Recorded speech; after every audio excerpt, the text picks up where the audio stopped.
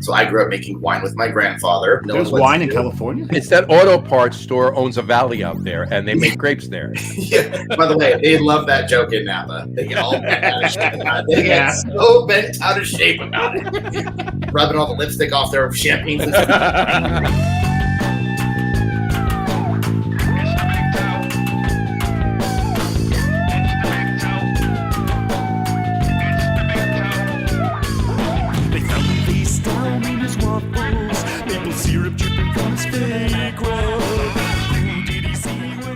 Everybody, welcome out to the Logroom Guys Craft Beer Show. It is Tuesday, December the 12th, 2023. Jersey Johnny coming at you with me, as always, is none other than Mr. Air Guitar himself, the Beer Samurai. That was air bass, man. Air bass. Well, bass is a guitar, so it wasn't wrong.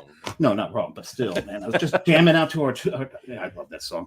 Yeah, that's a good one. I should probably learn how to play that one of these days. There you go. I can jam with Pete. Just ask, when it's going to play, I'll just ask him what the chords are. Just ask Harry, and yeah, we'll figure it out. Yeah. Mr. Love Nuts. So, how are you on this fine December evening? All right. I was gonna say our second show of December, but it's actually our third show of December. Yes, because we did this weekend. We did our longest live show, our longest special live show ever. Right. These are all live shows, right? Non-scheduled, special live, on location show, phone show, if you will. Yes, a good way to put it. Right, we're all doing this. Right. All right, holding it out. But yeah, my arm still is kind of sore from it. Yeah, holding it out. Lager Day this past Sunday. National Lager Day was last Sunday, and we did Wild Air Brewing in Asbury Park, New Jersey. And yeah, that was we normally our special live shows go 20-25 minutes, somewhere right in there. Yep. Yeah, this one went almost an hour. So. Yeah. And we had so much fun. Again, thank you to Nick and Freshie for hosting us on this. Yeah, absolutely. And really just making it a great show. It was fantastic. And making some great friggin' lagers. Oh, that was that stuff that what we were drinking, and even the stuff that Freshie went in the back and pulled out of the Bright, the Schwartz beer. That Schwartz beer is Lenore was just amazing. Stupid good. Yeah. So. Yeah, get over there for that stuff if you're anywhere near the area. Anyway, if you're a big fan of lagers, there's no brewery in New Jersey that has more lagers on tap than that place. Mm-hmm.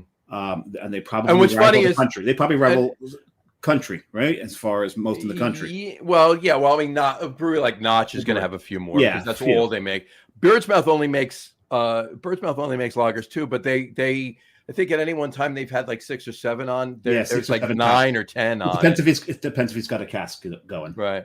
So yeah, it's not. We're not talking about don't go to Bird's Mouth. Go to both. Go to Wild Air, and then go up to Bird's Mouth, or vice versa. And then take a ride up to Notch, and have some cannolis in the North End afterwards. Some cannolis. Well, more on that later in the show. But yeah, it's maybe. Well, we'll talk about it, I'm sure. It is December. It's a couple of days today. Today is Happy National Dingaling Day, which is very appropriate for us. It's very appropriate. We've got a couple of dingalings running this show. This is very true. And it's also Happy Gingerbread House Day. No national, just gingerbread. Have you ever made one? I used to make them all the time with the kids. Yeah. How long did they stand up? A day or two. Did they look like houses? No. You know what? We actually got them to last. We actually got them to stay for a while. Did they look like houses? They looked like houses on Beetlejuice.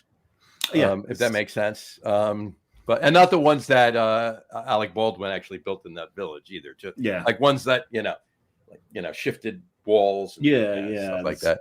Mine were very very avant-garde houses, like Picasso made the house, right? Yeah, mine were non-Euclidean. I would say. There you go. It would be a good way to put it. Yeah, they were. Most contractors would shudder to see the outcome of that building of those. Yeah, putting it mildly, you wouldn't get a permit to build them if they. No, it wouldn't have it. Look up like exactly. And it is so Happy Gingerbread House Day. And then you sent me this too. I don't know whether it's Happy Day or just nope. There's no day. It's just the. Well, I put Happy Festival of Unmentionable Thoughts Day, so I can change that on the take fly. the day off there. It's just a Festival of Unmentionable Thoughts. There we go. So now it's Happy Festival of Unmentionable Thoughts. And we're not going to bring any up. We're not going to bring any up because they're unmentionable, right? Exactly. So Happy day for that. Listen, I see you say you should start your shopping. Should probably start my shopping. I just did yesterday. Oh, good for you. I bought Jess's first present yesterday. Okay. I bought her a new refrigerator. That's a present for I both. I bought her a new refrigerator. I did. I can't wait to see her face when she opens it. Her face light up when she opens it. Because as long as the bulb's still working. As long as the bulb's still working. Yeah. Screw that one up. There you go. No, I did not buy her a refrigerator. It's a joke. No. You only bought a new refrigerator so you can take the old one and turn it into a second beer fridge. Second beer fridge. Exactly. You see where I'm going with that. All right. Anyway. All right. I need a beer. You? Yes, but you and I usually don't open ours until the guest pops on. Exactly. So let's bring our guest on. Please welcome to the show. Half of the Kevins. Half of them. Mr. Kevin Drury, Kevy Spaghetti, if you will, from if he's going Almanac Beer Company. Alameda, Coming to us all the way from the left coast. Yes. Alameda Point. Alameda Island in the middle of the San Francisco Bay. Well, it's not really in the middle. It's not an island. It's not an island. It's a point. An island. No, it's an island. It is an island. Oh, it is an island. You're an island. You have to go from Frisco over to Oakland and then back onto the island. Unless you do like I did and take the ferry right over. Or swim. Swim. You could do that, but San Francisco Bay does occasionally have great white sharks in it, so I don't recommend that. Swim fast. Yeah. Quite chilly as well. Exactly. Yeah, swim fast. Swim slow with a pork chop tied to you. Or just throw them. Oh, like as you're swimming, just throw them to the yeah. There you go. So they go that way, and you just keep going. Yeah, diversionary tactics. Exactly. Yeah. Jet fighter planes have flak. We've got pork chops. Anyway, so Kevin, how are you on this? I was going to say this fine evening, but technically it's still afternoon by you. So. Still afternoon here on the left coast. Sun's just getting ready to set shortly, but there you go. It's a lovely day. It's about 52 degrees outside, so for us, freezing cold. I feel like for you guys, not so much. What are we today? About 38, Johnny? I think it was 35 was the high down here. Was it 35 today? We wouldn't make it. You're a little higher than you're a little higher than me. And the temperature's a little raised up that way too. So, but despite see what I did there. But despite the fact that one of Twain's famous sayings is the coldest winter I ever spent was summer in San Francisco. Right? It's spectacularly true. Spectacular. You can come right here to Alameda. It'll be a nice, lovely 72. Have a nice summer afternoon. Roll into San Francisco at about 5 o'clock, and it will dip down so quickly. And windy, cold, fog. It's just not fun. All of a sudden. Yeah, we experienced that while we were out there. We had a couple of days that were nice and warm, and our very last day there, temperature plummeted on us. That's crazy. What were they in September or October? I forget. No, it was definitely October because you had some Oktoberfest beers on. No, it was the end. It was the end of September. You were out there because we were doing the. So at the beginning of Oktoberfest, so it was the end of September. That's correct. Yeah. In fact, this is the last can of that Oktoberfest. Oh, nice! That was a good. The last can of Oktoberfest. The last one. Look at it. And made it. Kevin's enjoying it on this show, so that's good. And you know what? Not for nothing, I should have realized that because one of the glassware I got while I was there was this sucker. Oh yeah, our Steins. Yes, I got this full of Kolsch. Good choice. Oh, that's such a good clean Kolsch. It's a beautiful thing. All right, so Kevin's drinking the Oktoberfest. What are you? There you go. There it is. He's having the Kolsch next. There you go. Yeah, I have all my product samples there. Oh, it works. That definitely works. Samurai, what are you drinking? Beer. Well, I know, but which one? How many times have I used that joke on the show now when you ask me that? This is the 160th show, so I would say 260. Probably. Well, I want to stay Bay Area. We don't have a lot of Bay Area brews available to us here. We had more. We had more. Well, we had more before Anchor closed, but that's another. Yeah, and there's always Tavor, which is where I got mine from. But speaking of, I've got Anchor Crisp Pilsner. I did. I got like the last 12 pack of this, so we know it's not all that fresh. Yep, there you go. There's the boys. But let's see, what is the canning date on this thing? 2/22/23, so not as old as I would thought it would be, but not too bad. But we know it's not that old because it's the new branding. Branding, yeah. And this is the first time having their Chris Pilsner. And I'll say one thing. This is a Chris Pilsner. Yeah. It's funny you say that. I have a bottle right here. I have a bottle of Anchor that's, 7 years old over right now. So I don't know how good it is. Here, I'll show you. Yeah, this is the this one doesn't. I don't know. I don't know how good it is. No, that'll stay. I'm kidding. He's joking. Okay, come on, man. We've talked about that beer on this show ad nauseum. Not that we've talked about the beer, all the years of the beer, and every time we do, Johnny pulls that. That I pulled that from underneath my bar over here because that's a 2016. So I have a vertical since then, but that's the only Magnum I have. But we'll have that at next Christmas at a particular brewery in Eatontown, New Jersey. But that's another story for itself. So. Read his hat. My hat. Yeah, there you go. There we go. Anyway, but all right. So we do have a serious lack of Bay Area beers here now too. I mean, 21st Amendment does make its way here, but. And I would have bought Fireside Chat because I normally get like a 4-pack or 6-pack of Fireside Chat. And I haven't found it anywhere I've gone, even the bigger stores that carry everything. They don't have it either. So I have a feeling there's one distributor in New Jersey that did carry a lot of brands, and that was one of them that they carried. They sold out to a bunch of different distributors, AB InBev being one of them. Yeah. But that 21st Amendment, I don't think made the cut for AB InBev to take over. So I think they lost their distribution in Jersey. So that's why we're not getting anything. That does happen every now and then. That's always a rough one to contend with. Exactly. So what are you drinking, John? But I am drinking through via, thank you to Vor. I am drinking from Humble Sea, their Helles. Right next door. Love those guys. There you go. It's a fun place to drink too. They've got a little. We went there, man. We went to Humble Sea. Went to you guys. What's the other one out on the point? You may have went to Faction. Yeah, we went to Faction. Yeah. We actually stumbled into their anniversary party, which was great. That was completely unintentional. It was like we got to pay to get it. Oh, we're having our anniversary party. Like, oh hell yeah, that we're in. Works. That was great, but not as much there. But you guys in Humble Sea, man, lots of doggies. Yeah, we love being dog friendly. We know a lot of people.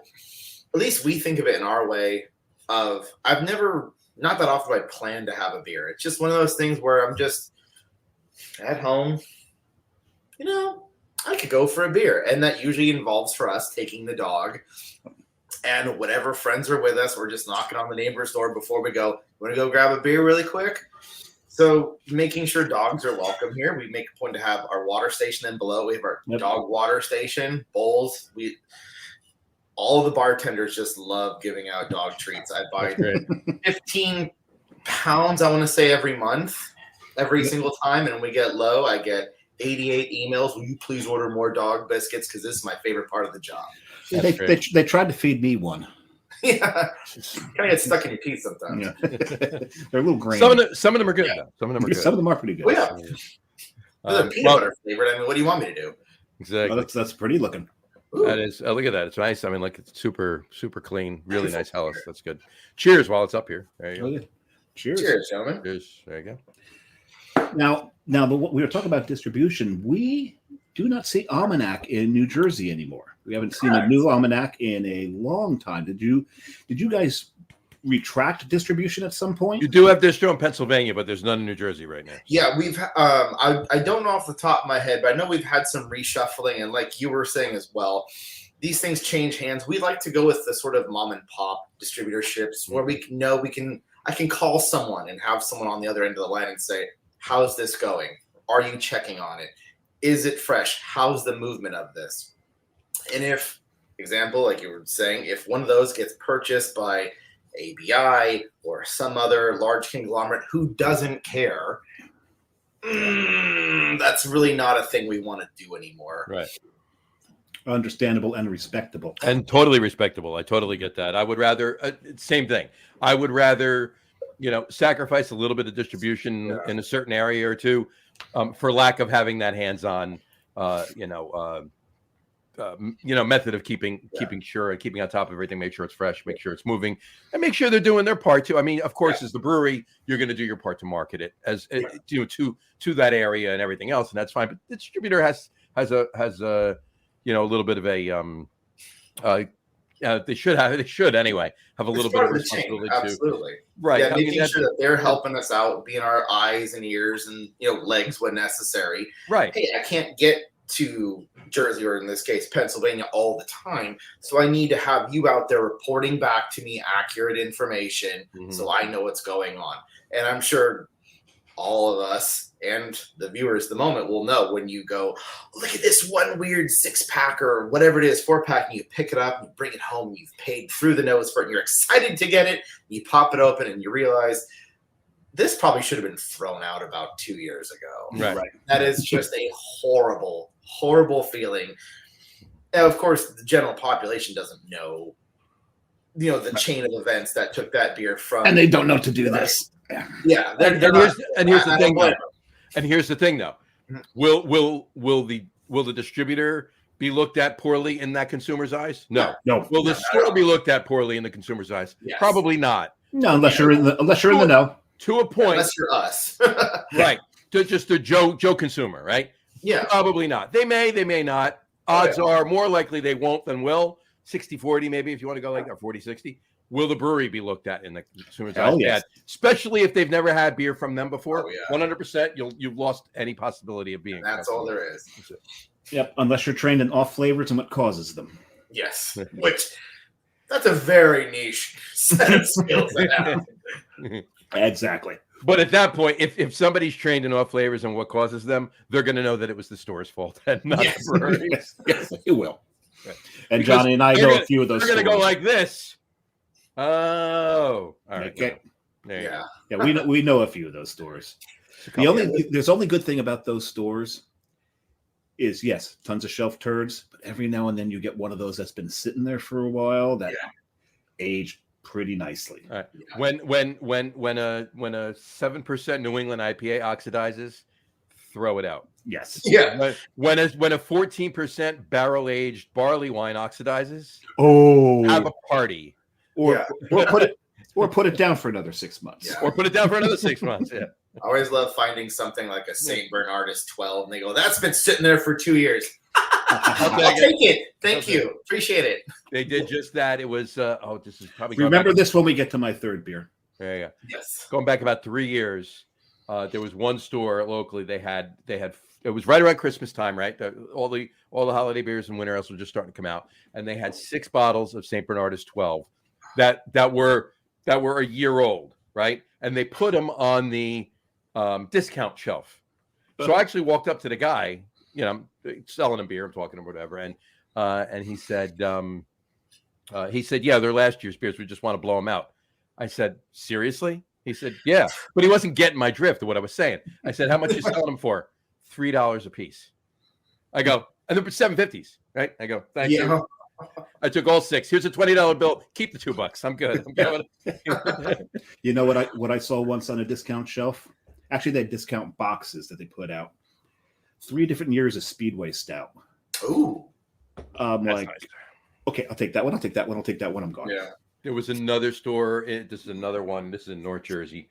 They had 3 or 4, maybe even 5 bottles each of different Eclipses. Oh, they discounted them? And they discounted all. They were down like $4 or $5 a piece. You raise the price on those things. You don't discount. Well, they don't know. They don't know. And people like us benefit from that. So there you go. Can I tell you a silly story really quick about Eclipse and discounting that? Go ahead. Little tiny bar down the street from where I used to live. Basically, it was a really dumpy bar, kind of just, dirty beer lines were kind of part of its ambiance. They were basically going to go under, and as you mentioned, they had the owner just right before he closed the doors said, "I'm going to buy this stuff called Eclipse." Bought a couple kegs of it. About 2 months later, went out of business. All right, sounds good. A older woman bought it about 3 months later. She buys it, and she just needs to blow out this inventory. So we're sitting there. Welcome to the new bar. Lovely older lady. I would say early 70s. Says, "Hi, boys. Are you enjoying yourselves? We're having a great time. What are you having?" "Oh, we're having the Eclipse. Thank you very much." And we're having it in a pint glass. A tall shaker pint glass. Nice. And she says, "For $3 more, we'll get you a picture of that. are you okay with that? I went, Oh yeah. Picture What, of Eclipse. Now, the first thought was, how am I going to get home? Oh, right. Yeah. My question was going to be, how do you remember drinking this in the first place after a picture of Eclipse? That's one of the few times I actually had to have someone come get me. Yeah. But I remember Totally worth it though. God, there's a picture of this for like $10. Mm-hmm. And I'm sure someone had too many of them. And then about a week later, she went, "We're never doing that again." Yeah. Like, someone learned her lesson. Yeah. We totally. I've been in a bar that didn't know what they had. They had Founders KBS. All right. And they were pouring it in pint glasses for $5 during happy hour. You texted me. I did. Yeah, he texted me. He goes, "Where are you right now?" Yeah. "I'm at work. Can you get out early?" I didn't, unfortunately. Unbelievable. So anyway, all right. We're 20 minutes in. I got to ask you this question. It's normally the first question we ask everybody, but to the best of your recollection, and it can be an ish, to the best of your recollection, what was the first craft beer you ever had? Oh, I know exactly what it was. Go for it. It was the Gordon Beer Schwarzbier. Never, back when kind of brew pubs were first a thing, when they weren't kind of everywhere like they're littered now. Yeah. Walked in this beautiful place downtown San Jose. I didn't know much about beer. I just had my dad's Miller genuine drafts before, but I remember Guinness was a big deal at the time. This was the new exciting thing. Guinness. It's dark. It's not like other basic beers. So I saw this beautiful, tall glass of beer. I said, "What's that?" She said, "Oh, that's the Schwarzbier." I said, "Give me one of those." And I was just instantly hooked. Absolutely. Nice. That is awesome. Yeah, that's a good beer to start with. Yeah. Yeah, that's It was a high bar to start with, and that's why it's hard to go low. Awesome. I'm gonna go low and reach into this thing and grab another beer. You're gonna grab beer. You're going to your second already. I got about half of my first one. Mine are really 12 ounce. You're only 12 ounce. I'm driven 16s. Yes. Yeah. There you go. But I'm just looking at this too. I just noticed that's why I was cracking it. Yeah, this is just like the can. It's a painted can, but it's just white, and then they got the top on it, and that's just a clear label that they put over part of the white. That's it. Oh, neat. Yeah. They're very hard. Kind of like a brew. Yeah, kind of like a brewery I know in Jersey. It's all orange, and they put a clear label over it. Yeah, I know that one. I know those guys. Heard of them. Don't mention them. No, you can't mention them. Well, don't mention their owner. Just the owner. Yeah, he'll. It's like it's like Beetlejuice. You mention his name 3 times, and he appears on the screen. This is the second Beetlejuice reference on the show today. It's not. Well, no, the first one was off air. Yeah. No, it wasn't. No, we're talking about the beginning. It was me and you at the top. Yeah, it was the beginning. I was like, I think I missed that. Yeah, right. Yeah, we're talking about building gingerbread houses, and he said his would look like the ones in the Beetlejuice model. Yeah, just all over the place. It looked like if Picasso built a house. That's basically what it was. But they worked. They stood up. They didn't fall apart, so that was good. That's one. At least there was that. Right. Nothing like stale gingerbread. I was gonna say, what's your second one there? Well, considering this was a 12-pack that I found I've got another Anchor here. Mm-hmm. Mixed 12-pack? Is a variety pack? Yeah, it was a variety pack of 4 beers: the Crisp Pilsner, the San Pancho, the West Coast IPA, nice, and of course Steam. I feel very flattered you bringing out the Anchors. Anchor is very near and dear to every West Coast, especially San Francisco Bay Area craft brewers. Oh yeah, and them shutting the doors was hard. Everyone took it personally, myself included. Kevin, I got news for you. That was the country. It's everybody. Every hit, we were all in shock. We were hurt. We analyzed this to the nth degree. We've had shows based almost entirely on. We've done probably 3 shows, mostly devoted to Anchor shutting down. Especially for a couple months, the word Sapporo is a pretty nasty word. It's nasty word to me. Yeah. It was. You saw interesting graffiti around San Francisco.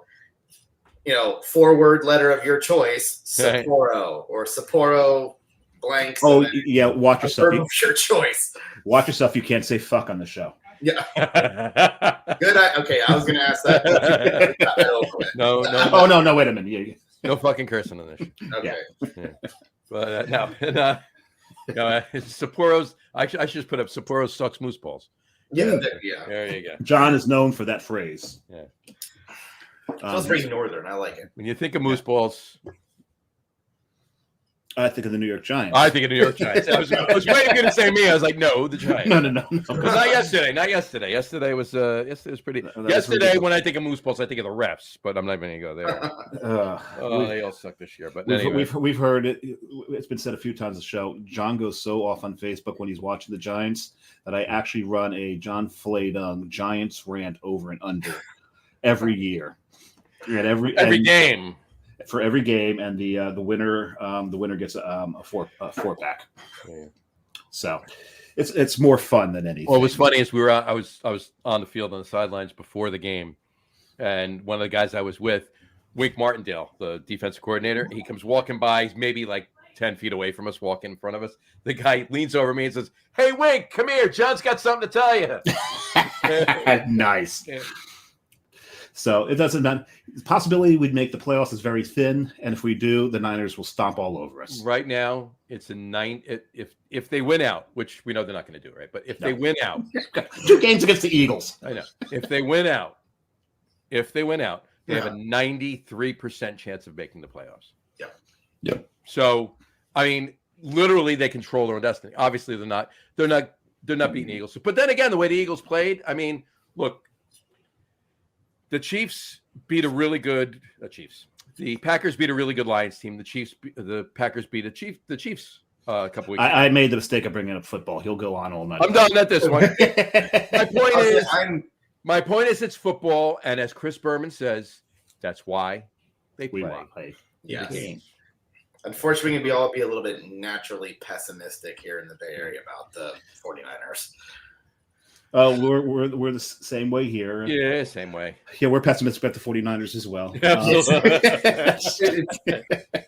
I love the Brock Purdy story. Oh, yeah. I really do. And I'm just hoping the Tommy DeVito story is a parallel. Yes. Because we all want cutlets. There you go. Just the cutlets.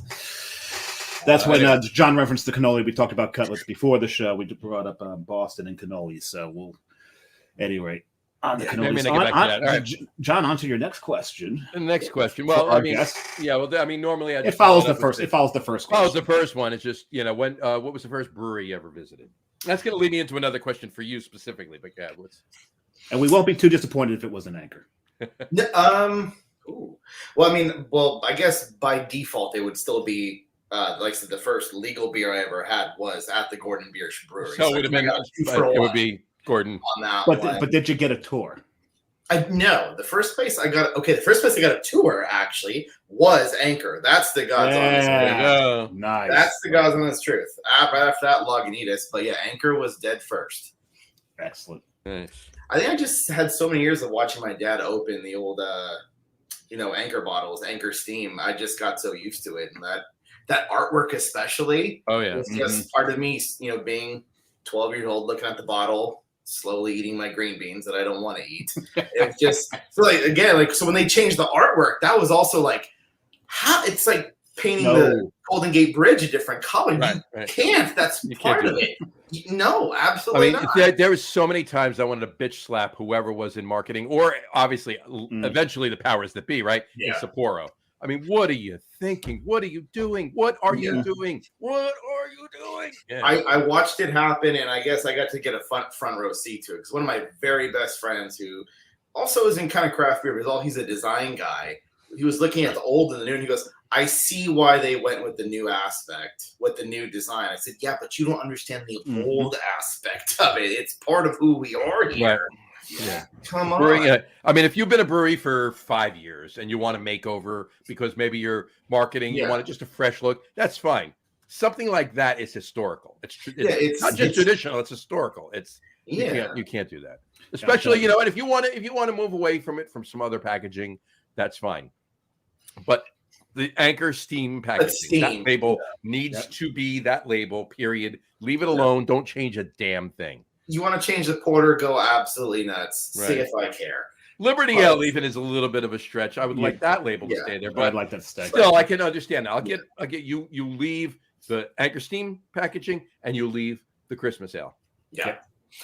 Jim Stitt, who does all the artwork for the Christmas beer, that was just a tradition. We all looked forward to it every single year. Same here. The new Magnum, and I mean, I thought it was always amusing. Even Whole Foods would just go like, "Hey guys, Magnums are here, come get them!" And it was, it was like a Black Friday sale. You stomping over people, granola everywhere, trying to get the new Magnums of Anchor Christmas. There you go.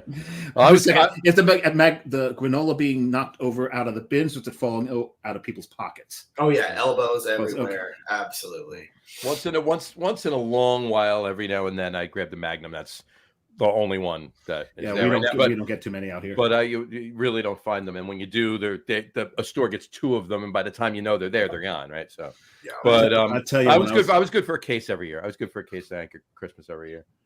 I'll tell you, when we came to San Francisco, my first full day there, Carrie, you met Carrie while we were there. She was at a conference for work, and I decided to go walk and find the Yoda statue. Just as a Star Wars nerd, I had to. So that took me, since I was staying down at the wharf area. You're staying in a van down by the river? Yes. I had to walk through the Marina District. And as I'm walking down the main drag of the Marina District, there's a sandwich board outside one of the bars. And it said, "We have Anchor Steam on tap." Mm-hmm. It's 10:05 in the morning. Do it. Come on, do it. And I jump in. Messaged all my beer dork friends out here. I'm sitting in a bar drinking an Anchor Steam from the tap, and they're like, "Oh, that's great." It's also 10:05 in the morning. It was 1:05 for us, so we didn't give it. It didn't dawn on them as a 10:05. Don't tell anyone. I like this beer culture out here.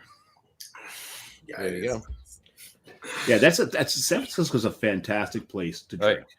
Right. You've got a lot of damn good breweries there. Me too. And really, for me, the highlight was when I realized, holy crap, they're that damn close. I'll go on the Almanac. Yeah. When I'm searching through them, and John and I both do the same thing. When we travel, we research where all the breweries are. Yeah. So I'm going through, and like the best breweries in the San Francisco Bay Area. I'm like, Almanac. Except for where the hell are they? Yeah.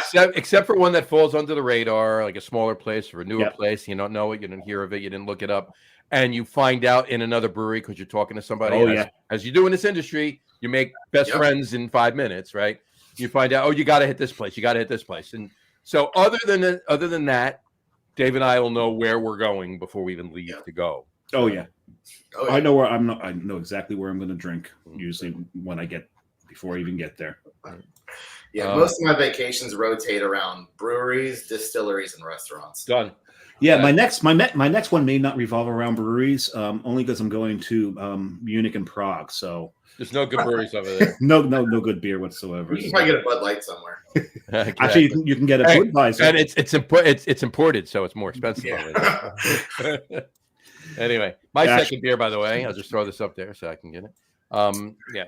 Phase 3 from Lake Zurich, Illinois. It's a rye lager. No, another Tavour purchase. So. I just remembered where I had that Anchor Steam on tap, the Horseshoe Tavern. Oh, nice! I've been there. That place is such a phenomenal dive bar. It's a dive craft beer bar to jump into. Yeah. Oh my God! You can play pool in the back. Mm-hmm. This is fantastic. What is it now? Phase 3 brewing. Because you never put the crawl up. I'm so used to seeing the crawl. I did. I'll leave it up. You usually leave it up. There you go. Phase 3 brewing. It's P3 rye lager. So it's rye lager. This is nice. This is for a 6.5% rye lager, just a plain old rye lager. I'm getting dried fruit. I'm getting caramel. I'm getting toffee. I'm getting the rye spice. Nice. I'm getting like almost as if it was like a rye barley wine or rye old ale with a little bit of barrel in it. This is why you're loving it. This is so good. Kevin, when you opened something? I just popped open, finishing. Well, actually, the first one I had was our new Playa Aruba, which is a lager with a shload of Nectaron hops in it. One of my favorites. Nectaron's great. I love Nectaron. Yeah, one of my new favorite hops. It's just our regular Love Hazy IPR flagship, but it's wearing its Christmas sweater. We do this Nice. every year. But it's not an ugly Christmas. That's a beautiful Christmas sweater. Thank you. Yes. We're very proud of this one. That's very nice. Damien, our owner, used to be a graphic designer, so he makes a point. He loves to design them as however he likes. Yeah. Well, he's the owner. He can do that. Yeah. I know someone else who does that. Yeah.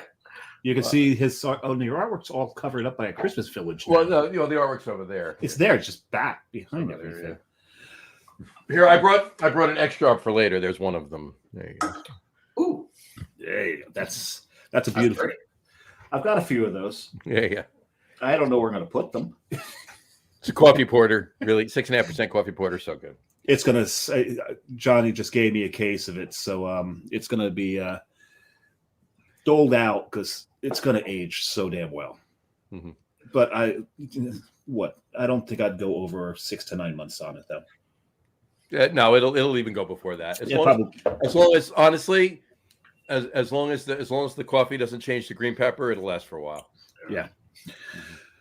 So let's talk more about Almanac. Let's do that. Let's go back to that. Pull that can up one more time. The Love IPA can. That is great. Now that's just same flagship hazy, and it just gets a facelift or a wardrobe change, if you will, for the holidays. Okay, so this is one for the holidays. It gets one for Pride Month. Nice. Okay, so this is your version of the Starbucks coffee cup. You can say so, yes. Mm-hmm. Slightly, hopefully, less controversial, but more enjoyable. It was, last year they created quite a buzz.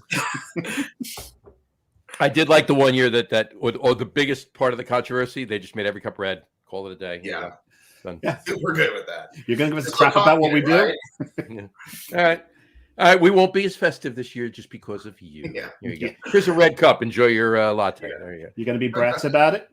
Yeah, that'll be $7, please. What? It's more? Yeah, we had to add more paint to the cup.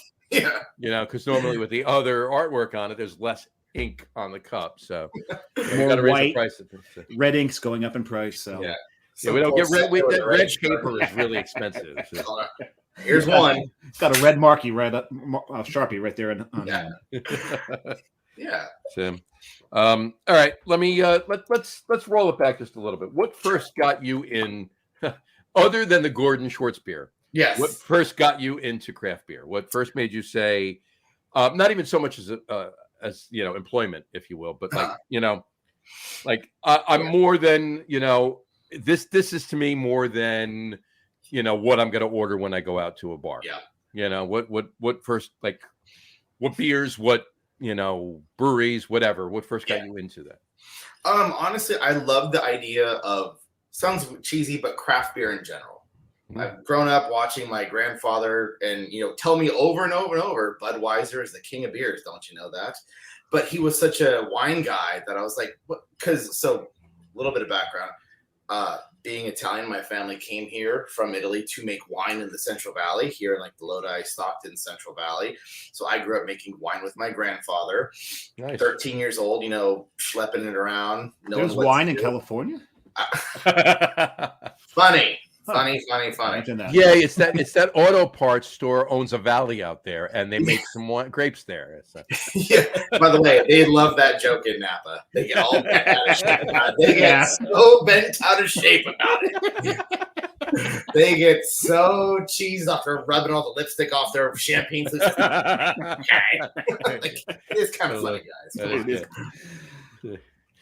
But got into that, and then when I, got into my, early 20s, said, well, I like wine, but this takes entirely too long. Right. And then got into craft beer. I said, from going to places like Gordon Beers, kind of experiencing it. And then all hell broke loose. My best friend's father says, you know how to make wine. I'm German. I know how to make beer. Do you want to come over and learn how to make beer? And you were saying yes before he finished saying that, right? Yeah, and I remember meeting him at some store in Dublin. They're no longer in business, called Hop Tech.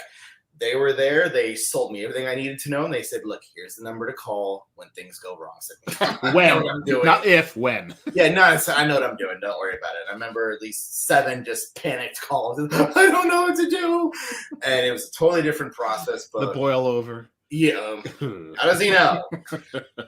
But yeah, just My kitchen floor. and That honestly, stove never came clean again. Yeah. diving head first into craft brewing, could not get enough of it. I was that guy. Right. If I was at a party, I'd tell you about a beer I was brewing. If we were at a bar, well, here's how they get that color. Do you know what caramel is? I couldn't stop myself. I could not be helped. I remember one of the more cringy moments of my life being at my second cousin's grandmother's funeral and him telling me how upset he was. That, what would make you happy? Let's brew a beer at my house on Sunday. And I just don't know why. I could not help myself. Did you ever keep track of how many just shoot me now faces that you got? I ran out of fingers and toes. I'd everyone take their shoes off in the office. I'm still adding it up. There you go. Did that.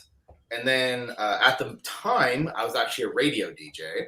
I was a radio DJ who then became a radio producer. And I always told people, if you don't know what a radio producer was, if you ever watch Frasier, remember Roz? Mm-hmm. Behind the glass window and go 3, 2, 1, Mm-hmm.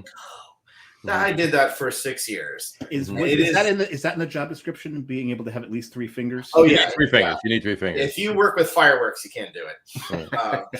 Not yet. Did that, but it was just the most soul-sucking, horrifying, sitting in a room, small, breathing recycled air while some guy tells you how I'm a real estate agent and I know how to sell your house better than everyone else. And you know what financial product you need? You need an annuity. And that's how I'm going to make you rich. And then they'd go, this is never going to work. This is a terrible product. I don't know why I'm selling this. And you did that. And I did that for several years. And I just said, I cannot cope with this anymore. I'm going to do something bad.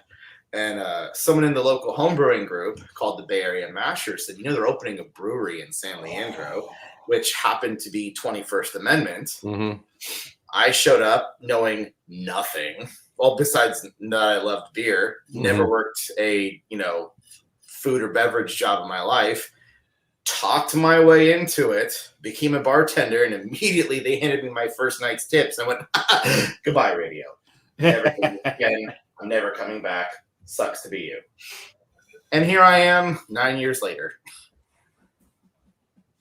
That's great. That's great. Yeah. And the fact that, I had seen that at, I forget or maybe you mentioned it or maybe it was maybe on Facebook or whatever, but they worked the 21st Amendment. I did, yeah. And, I helped open the San Leandro division, which is their bigger spot. They have the little brew pub downtown San Francisco, and then they have their 140,000 square foot facility in San Leandro.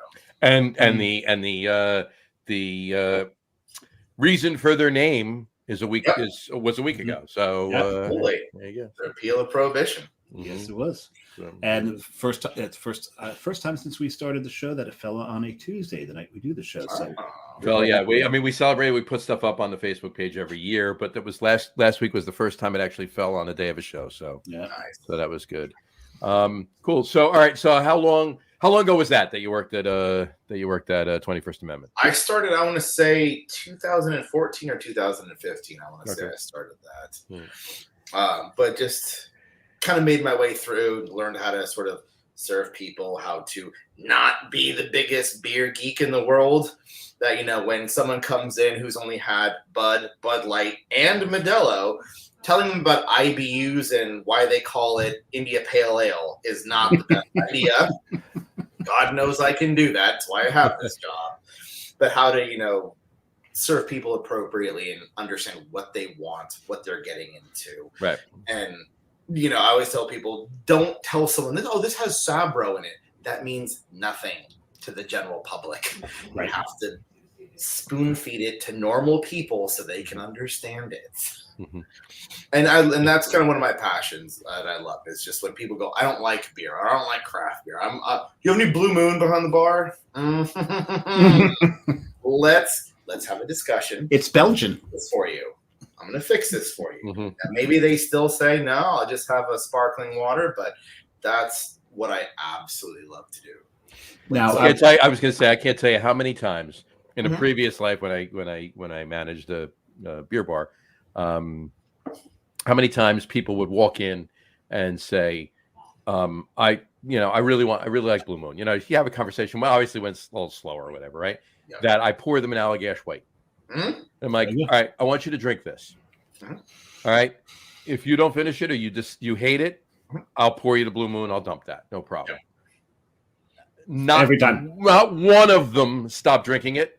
And all but one of them that I ever did it to continued to drink that and never went back to Blue Moon. One of them finished it and said, this was good, but I'm going to go back to my Blue Moon. I go, you're smoking crack. I don't know what the hell you're talking about. Sometimes that's the answer you get. Yeah. Once. It only happened once. And I mean, this is dozens of times. Everybody else kept drinking Allagash White. I would say one of my favorite things, I just don't tell people what they're having. Yeah. Because people will say that they like one thing, but if you tell them, well, example, For Love has Sabro hops, but it has nice big tropical fruit tones, mango, passion fruit, guava. I like that. Well, cool. What do you like? Well, I like Blue Moon and Corona. Just try this. Well, what is it? I'll tell you after you take 3 sips. That's the bargain we're going to have. You take 3 sips, and I'll tell you what it is after. Oh, I love this. I'll have this. That's an IPA, the one you swore you hated and would never touch. Right. Would you like a 10 ounce or a 16? Yeah, exactly. Now, the funny thing is, when he talks about his passion for this, I've seen the man in action. and I've seen, before you and I started to talk, I watched you with all the customers prior. And I'm pretty certain I saw you do just that to somebody. Maybe that was the IPA, but probably was something else where you used the 3-sip line. Mm-hmm. And I'm like, he knows exactly how many times you need to coat that tongue before you get all the flavors. Absolutely. And it's just like, okay, I need to talk to this guy. So yeah, and then you really do have that passion behind the bar.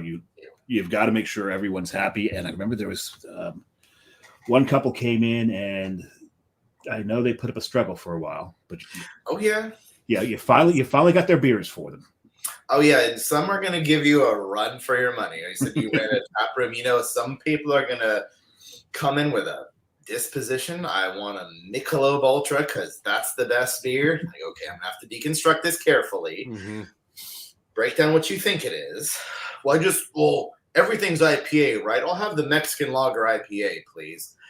Okay, let's take that. No, I've ran into thousands of people who think that, well, everything at a craft beer and a craft beer bar or brewery is an IPA. They don't know what that is, what it stands for, and that's okay. It's California, so that's a fair point. It is. I'll have the barrel-aged English barley wine IPA, please. Yeah, I'll have the sour IPA, please. Okay. Oh, I love sour IPAs. That's Johnny. But, we've done a few, but yes. Those exist. They're good. They do. Yeah. The spontaneously fermented French farmhouse ale IPA. Yes. Yeah. I think the one lady you were helping. Flemish red IPA. Let's do that one. That's something about liking sours, and you gave her a sour, but you pulled her nose out because it was actually a true sour. Yeah.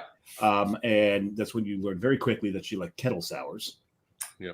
Yeah. Which does Almanac do any kettle sours, Kevin? I'm so glad you said that. Oh, I said this for a reason because we talked about this at the brewery. Yes, we did. We make a point. If I could find it, we make a statement on the side of our sour cans that say, we only do true sours aged in oak. The end. There are no kettle sours. There never will be sours. Never will be kettle sours. It's not what we do. We're not going to. Please don't ask about them. This is how we do sours. This is our ethos on a true sour. We hope you appreciate it. But if you're looking for a kettle sour, maybe something's available down the street. We are really dead serious about making sure our sours are proper and true oak-aged sours. Full stop. No exceptions. Yep. truly set you up for that one. Because I remember that conversation. I remember, and if you don't believe them, get a little behind the scenes tour. One of the seating areas that they have for like smaller parties is right in the middle of a ton of fooders. Mm-hmm. They got some couches in there and a table, and just surrounded by fooders. The fooders are the wall to the room. Right. And it's like that was like beergasm. Yeah. Yeah. Speaking of beergasm, John, I'm drinking my third beer. Go for it. I'm almost done with my second. Look, as I'm gonna fast catch it. I know. We're 16 working on ounce, two. and that's all that's left of the 16 ounce. So the second one's that. You're actually kind of drinking faster than me because I've just got the 212s. Right. Well, that's my point with with this P3 with this rye lager. But this one's a bottle. The second I opened it, I fell in love with it. Just the odors coming off of this thing. The nose is amazing on it, and the artwork on this is beautiful. It's another Bay Area brew that I happened to find. Thank you very much. Where did you get that? So John and I both agree about the best craft beer liquor store, if not the best liquor store in all of New Jersey. It's in Boonton. Okay. I can never get the name right. They've got more of these on the shelf. I may go back to every single one of these. Yeah, here's what it is. Now there's bottle shops right there. There's beer stores, liquor stores that carry a great variety from like even tons of local stuff, but a lot of around the United States and imported stuff and everything. Then there's also those shops that have, like Dave mentioned before, like the shelf turd shops, right? Where there's a bunch of bottles that shouldn't even be on the shelf, but if you move them and look behind them, you'll find an 8-year-old, like I said, 15% double barrel aged blended English barley wine and it's got the sticker on it from 8 years ago when it was only $6.99 for the bomber, And they know damn well not to pull it off the shelf. And leave it there, right? So there's those stores, right? This particular store is a melding of those two types of stores. Really? And these guys, the new stuff and a bunch of amazing finds, if you will. Okay. I'm trying to figure out where it is in the bottle. There it is. This one bottled March 2nd, 2018. This is a 5-year-old, and this is this is beautiful. It's almost 6 years old. Almost 6 years old. This thing is beautiful. Thank you. I actually just cracked open a whole mess of our vintage beers a couple of days. I cracked open a couple 2016 of our Farmer's Reserve, which has strawberries, peaches, cherries, apricots, and pears. Oh God, that sounds so good. And one of my personal favorites is, I think it's at least a little bit braggy. We do something called Bourbon Barrel Pesh. We do pears and bourbon. Oh my God. We do a peach sour and we throw it into a bourbon barrel for 1 to 2.5 years. And I cracked open in 2016 and it was fun because I got to do like a little sort of like sour beer tasting. And even the people who are like, I'm really more wine and seltzer, even they were like, what is that and where can I buy it? I'm like, well, you're about 6 years too late. Of all the fruits, my favorite fruit to put in a bourbon barrel is peach. Oh, hands down. I don't think you could put a better fruit. I don't think there's any fruit better to go that. That's amazing. And this, drinking this makes me even sadder that you're doing distribute in New Jersey anymore. I mean, I have to take more trips out into Pennsylvania and pick up more of this. Yeah, there is this show in Pennsylvania. So, from either of us, for me, I can be in Pennsylvania in 40 minutes. Yeah, he's able to take about 50, 55, almost an hour. But then I get into almost a craft beer void when I get into Pennsylvania. I'm close to Philly. I can be in Philly in 45 minutes. So all I know is I know what I'm doing this weekend. I'm going back to Boonton and get the rest of these off that damn shelf. Yeah, you might as well take them. Yeah. I will pay you to ship one back to me, honestly. We may have to talk a trade. I work here and I can't get that, okay? I have full access to the beer library. Well, I don't have that. It's funny you said that, and I was going to say this before. I'll just bring it up really quick right now. Actually, while you talk to him about that, I need to share this with somebody. What if I trade you in 2012 winter wit with orange and ginger? John, you want to tell him? You don't have to. I will. I'll take it, but he does not like cardamom. Oh, okay, fair enough. It's the thing is, I think it's because cardamom and coriander are not anything I like. I've got the cilantro gene. Okay, fair enough. And so it makes those things just really overpowering for me. Okay. Wits have their place. It's a fantastic style, but my palate, my DNA won't let me enjoy them. Yeah. Okay, I have more chips to trade. Oh, I have a few things that we can trade that one for. So there you go. And I think that's he's showing you one of them right there, Dave. I have this one for you. So we took. You ever heard of Balcones Blue Corn Bourbon? Yeah, absolutely. Took their blue corn bourbon barrel and threw an 11.3% stout into it. Let it sit for at least a year, and it is spectacular. I have a bottle of Balcones Blue Corn downstairs. There you go. Okay, a perfect compliment. Exactly. There you go. I need to hand this off. Go hand that off. I'll tell you the story really quick. So 10 years ago, like I said, I always pick up Anchor Christmas. 10 years ago, we did an 18-year vertical. We did 96. Yep. We did 96 through 2013. So 96 through 2013 is 18 years, right? Yeah. First of all, 2013 obviously was the freshest because it was brand new, right? Yeah. The best one out of all 18 was 98. So the best one out of all 18 was 15 years old. And whatchamacallit, we posted a picture on Facebook and Twitter and everything at the time. And Anchor actually wrote us back. How the hell did you get all of those? Saving, buddy. Saving. You know? Mm-hmm. Yep.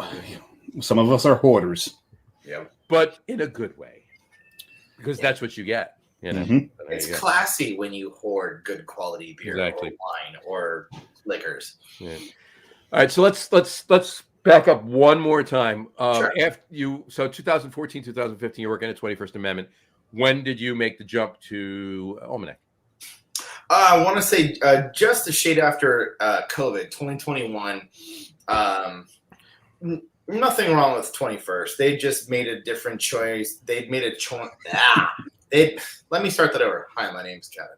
They made a change. Welcome out to the lager room. I'm sorry. Yeah. I love craft beer. That's why I got into this. I think this is a kinship thing. And they'd wanted people to, in my position, to move sort of more towards serving.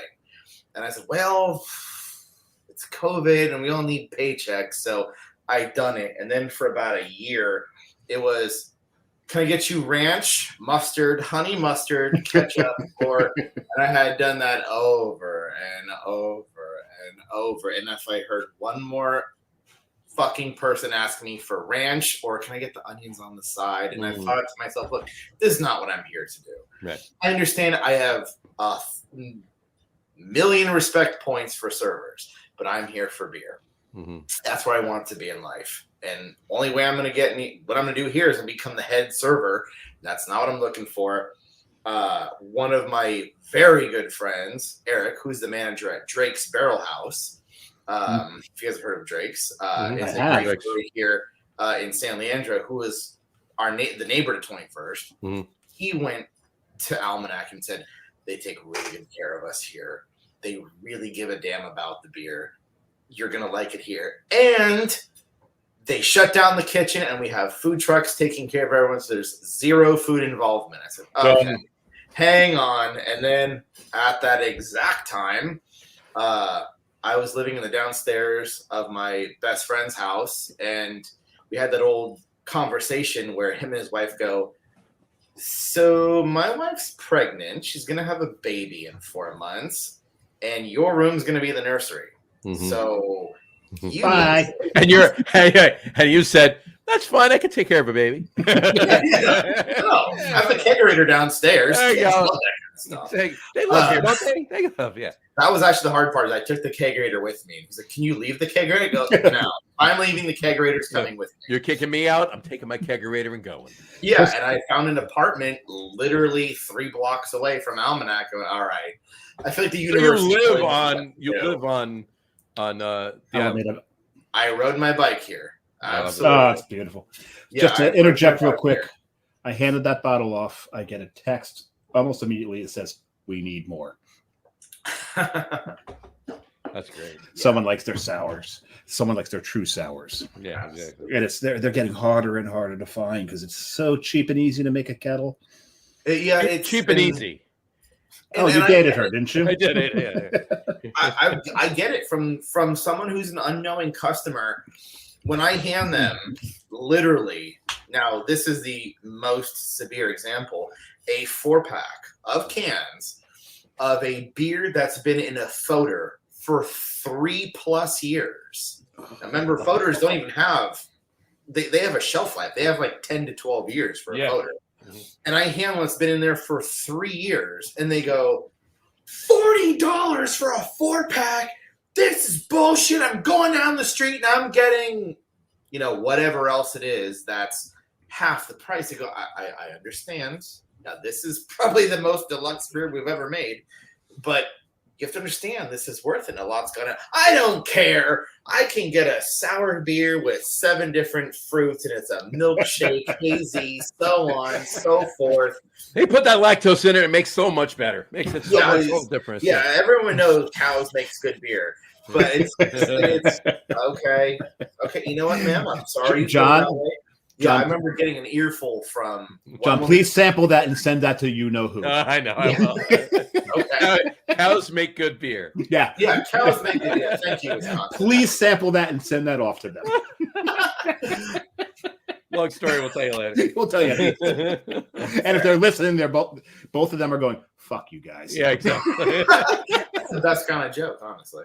Exactly. But yeah, so I get how from a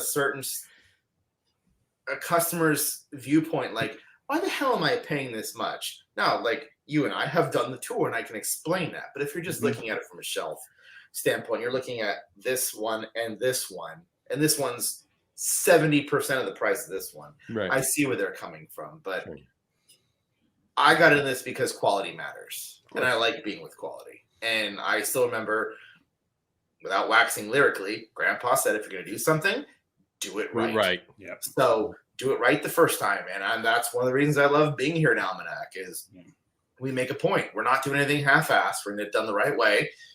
If we take a financial haircut doing it, then we're going to do it. Mm-hmm. But we're going to do it the right way. No half-assing. Well, it's just like on that note, right? I mean, it's like apples to apples, but it's still on that note. The brewery we mentioned before with the orange cans, it's Carton Brewing, right? But we won't say his name because of the Beetlejuice thing. Don't say his name. Right. But he does every year he does a beer, and actually I don't know if he did it last year, but I think he did. But either way, he does a beer called Gilded Lily. Right, it's a Belgian triple with white truffles. He calls it a Belgian truffle. Truffle. A Belgian truffle. Yeah, the name is appropriate, right? So here's the thing, but he uses actual white truffles in the beer. Okay. Not the second year. The first year and the third year. It's the second time he did it. He used more truffle oil than actual truffles. But there's still truffles. But he was pissed off because it didn't turn out right. Right, which is why he just uses white truffles. But here's the thing, though. That beer, it's expensive to buy. Uh-huh. And I know back in the day with the whole, it was expensive to buy a sixtel too to even tap it. I had to charge $9 for an 8-ounce pour to right. And he doesn't make any money. Yeah, he actually loses some money on it. He loses some money on it sometimes, but it's 20. It's 20. It was $24 for a 4-pack of 12s. 12s, Yeah. It's a hard sell. So, but he loves the beer and he enjoys it, and the people that drink it do love it. So for him, it's like a loss leader, right? He's got to make it because that's going to bring everybody in and make everybody happy at during the holidays and this time of year and everything else. Well, he described it to me once. He goes, I make this beer because I want to make this beer, but we're going to lose money on it. So I can only do one of these once a year because my people still need to make money. Mm-hmm. Yeah. Right. Yeah. So I respect that. Yeah.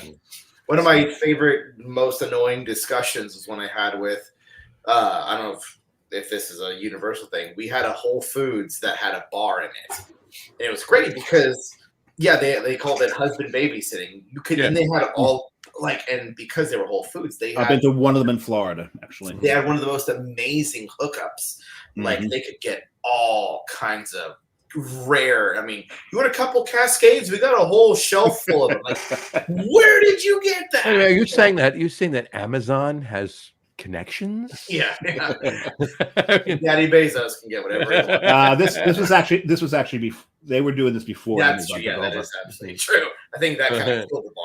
yeah, Unfortunately. there's a lot of Whole Foods that have liquor stores, but The actual only bar. a handful of them actually have bars. I know there's one buddy of mine actually moved down to Austin, and the one down there, they've got 48 taps.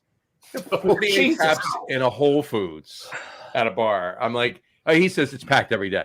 He says people go there to go to the bar. Nobody shops. They just go to the bar. Just another reason to go to Austin. Yeah. The Jester King and the Whole Foods. Yeah. Yeah. Right. I remember one of their bartenders. When I worked for 21st Amendment, we had a session IPA, and he was going, this is kind of expensive, man. I go, yeah, I understand that. Like, here's what you do. Let me tell you what we're gonna do. Take all your 6-packs, because it's low alcohol. It's only like 4.8. Make all the 6-packs $5. Then we're gonna sell them. And we're kind of thinking, you have zero clue of how this is made, Right? What goes into it, and tank space. And I still have to pay the brewers. The brewers barely get paid as it is. You want me to shortchange them more? No, It doesn't work that way. Was that down to earth? Yes, it was down to earth. Thank you very much. That's actually a damn good session beer. It was a great one, but I just remember like getting a negative. Well, with so low alcohol, people can't get messed up. Okay, that's not how that's not how the finances are going to work. What is this, Jersey Shore? What that means? That's exactly. I know. All right, so it's a good show when the questioning in order, in sequential order of the brewery for the guest that is involved with is on takes so many tangents and detours. It's a good show. Well, you've got about 20 minutes to 30 minutes between each of the stock questions. Exactly. Right.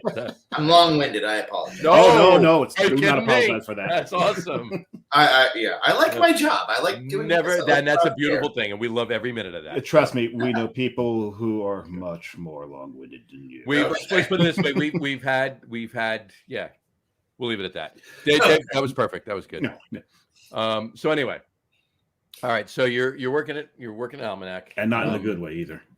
No, he's working at Almanac. Because you're long-winded in a good way. Yes. Yes, absolutely. So anyway, let's talk about Almanac more than we've done already. We've talked about some of the beers. Let's talk about the flagships. Obviously, you mentioned the one IPA. So I'm assuming with the mango and guava and tropical flavors, I'm assuming there's Sabro and Galaxy. Yes. In that. Sabro, Citra, and Mosaic. Sabro, Citra, Mosaic. Very good. Yeah. Okay. We are one of the few people I feel like we're good at working with Sabro. Our old head brewer, Phil, was really into Sabro. And I remember thinking, I don't like Sabro at all. And he said, we love Sabro. I'm a Sabro whore. I'm a Sabro whore. See, I did not get into Sabro until I got here, and he kind of force-fed it to me. Right. Now I like this. In certain applications, of course. But, Right. I mean, Sabro, we use Sabro on Draft right now. I've got Sabro on Love, Big Love, Bunny Hill, Bunny Hop. Yes, I've got 4 of my 30 taps have Sabro on it. Coconut's a good flavor. Yeah, the only thing I don't like about Sabro is when Sabro oxidizes and deteriorates. I don't like the flavor it throws. Fair. It's almost like you're chewing the coconut shell rather than the coconut. You can overdo Sabro. I'll say that as someone who works here. You can overdo it. We, just my opinion, we did a double IPA for our 5th anniversary, and they just threw an obscene amount of Sabro in it. And some people loved it. Just wasn't for me. That's okay. Fair enough.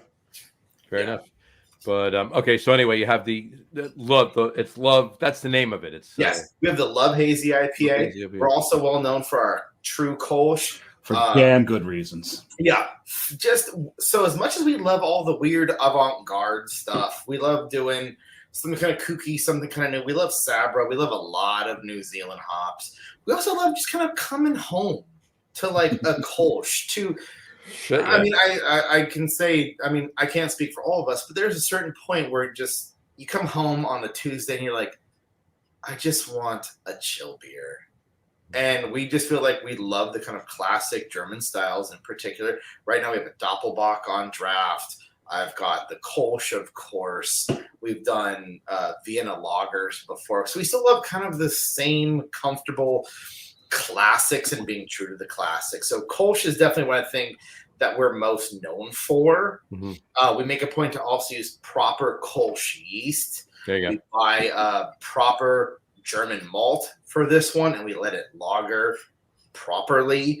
That's something that we're definitely, that's part of our culture here. It's ready when it's ready. I don't give a shit what the accountant says.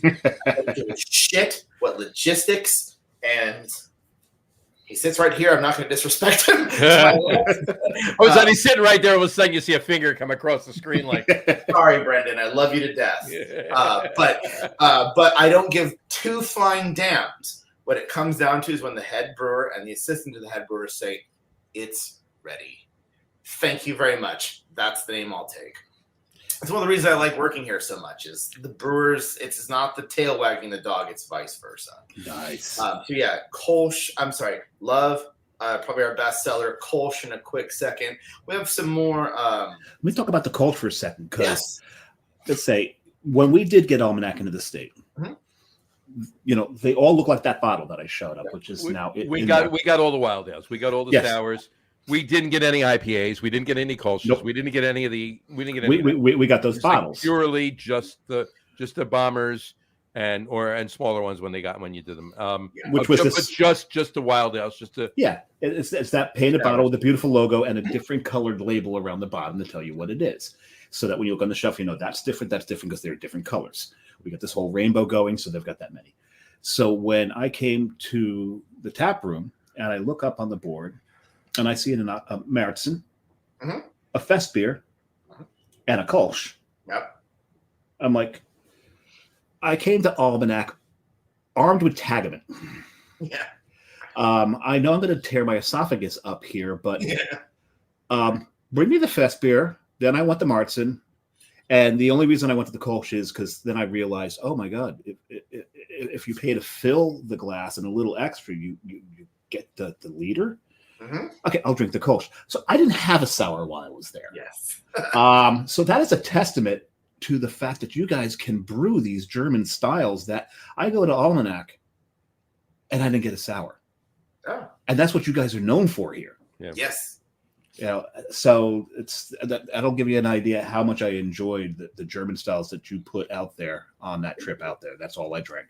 Our kind of MO, if this makes any sense, when we need to sort of approach someone, it's hard to approach somebody with, have you had a yellow German lager before? You should try it. It's kind of a hard sell. But if I show up and say, here's a sour beer with peaches, apricots, nectarines, and hibiscus, people go, pretty color. Come on in.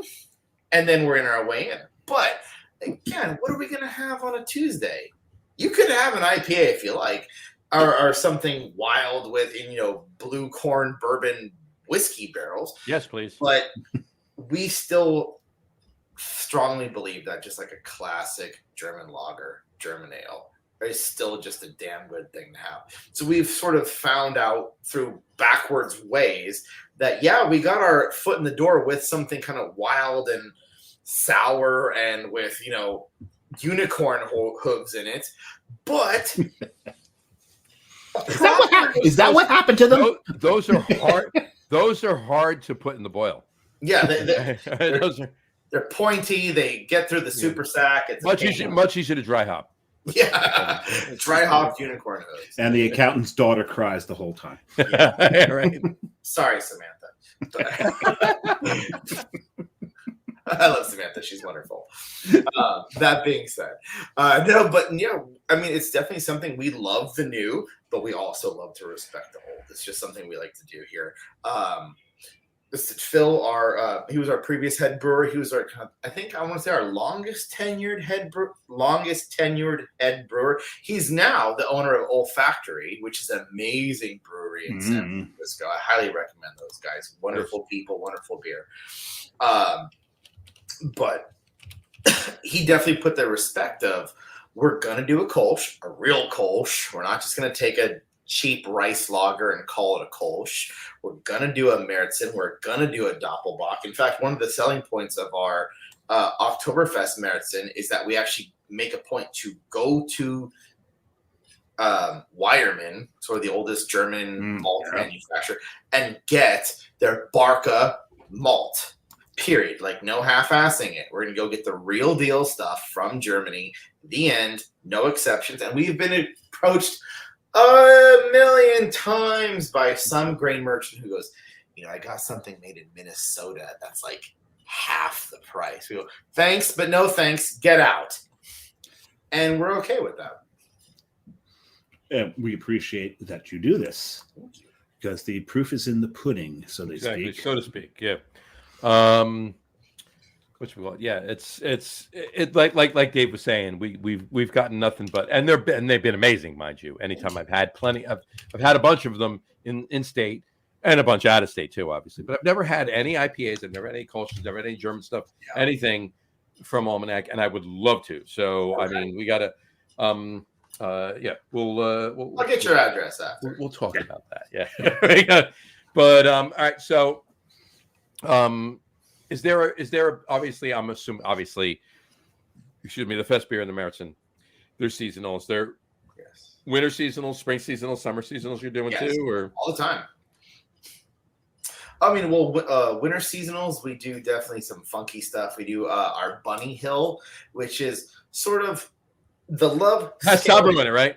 I'm sorry? Has Sabro in it, right? Also a Sabro. Like I'm telling you. Mention that. John was paying attention.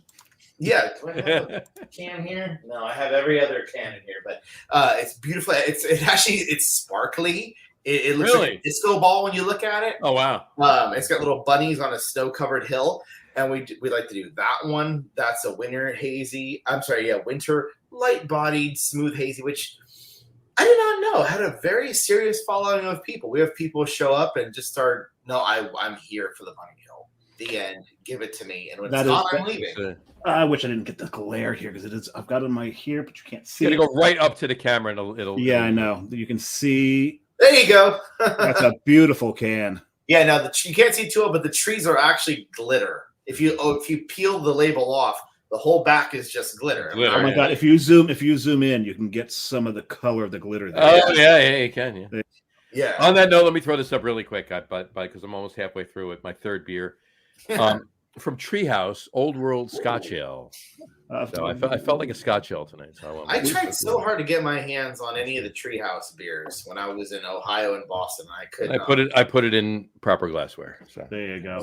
We may have a show soon talking more about Treehouse, but we will see.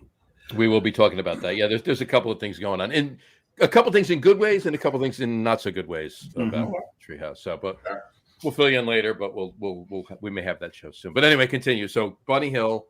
Bunny Hill is one of our wintertime IPAs, and it's kind of weird because when you think of winter, you go, all right, what stout, Scotch, Doppel, what dark beer are you releasing? But we like to have a little bit of fun and do sort of a nice, mild, hazy IPA with a bit of Sabro. Nothing too bright, nothing too bitter, just super smooth.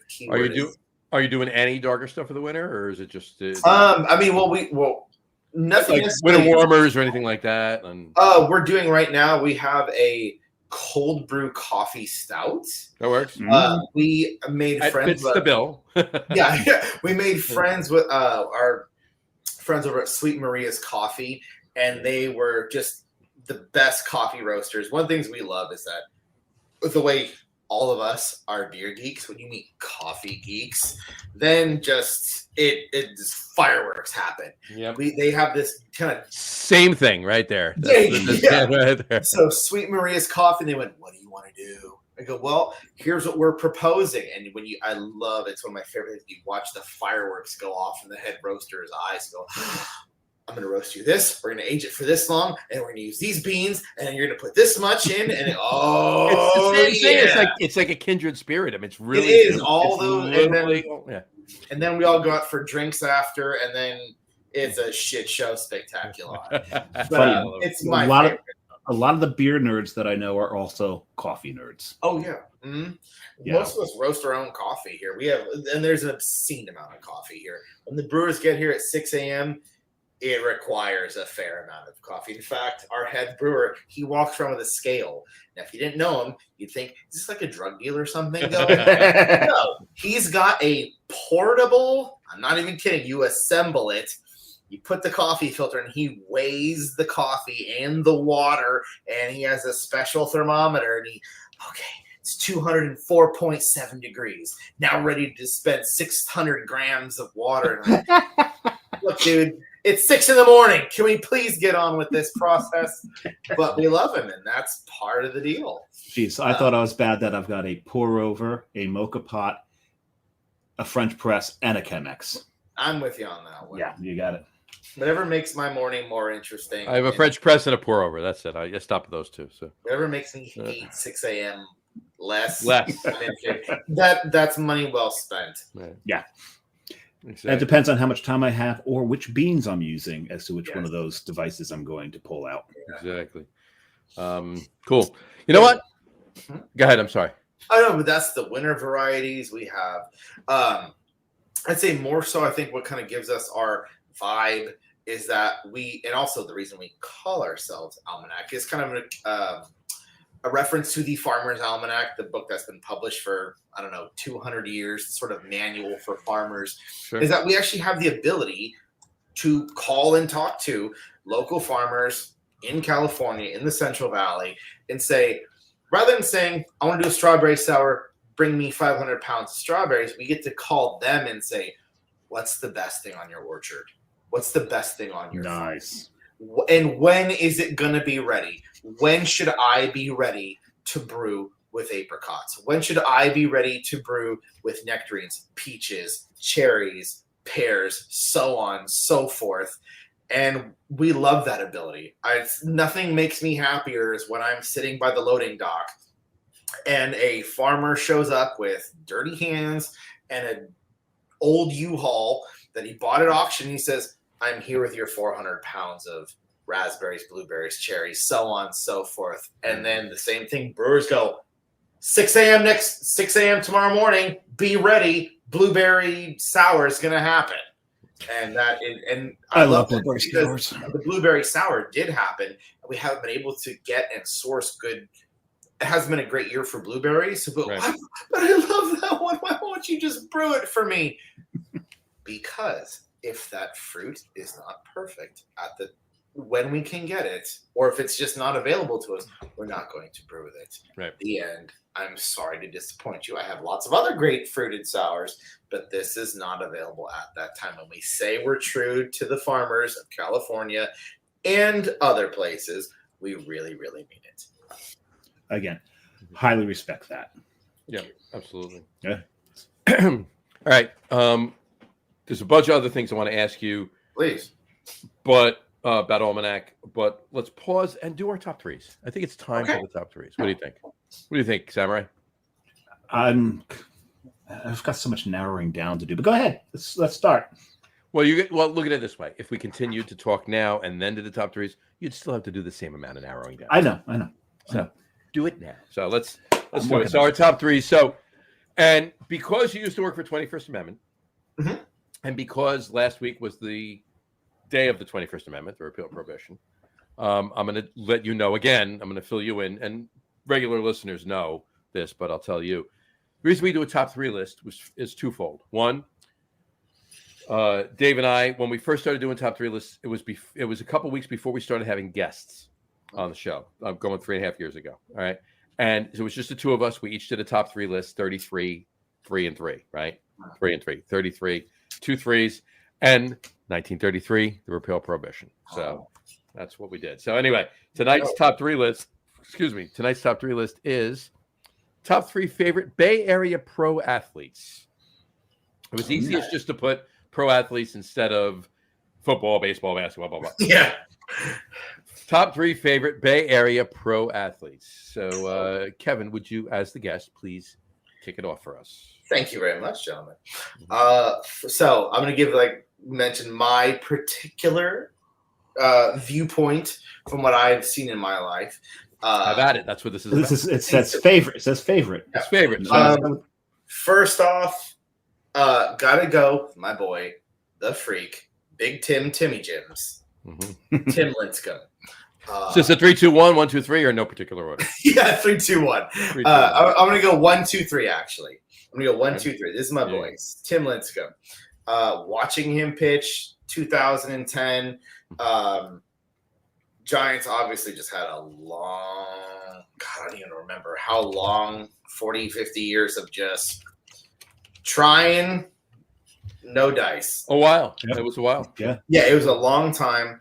I want to say like 58 was their last one. It was a hot minute. It was like maybe when they were still in New York. Yeah, when they were the New York City Gothams. And watching this skinny, scrawny kid with long hair show up, and I don't blame anybody.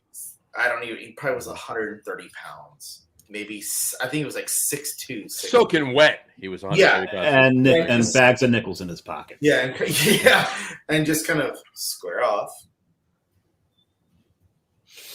And throw the most violently delivered changeup down the line, and just watching him do it spectacular. Then to the end result of when the 2010 San Francisco Giants World Series was spectacular. One of my best moments ever. That time must have gone there wild.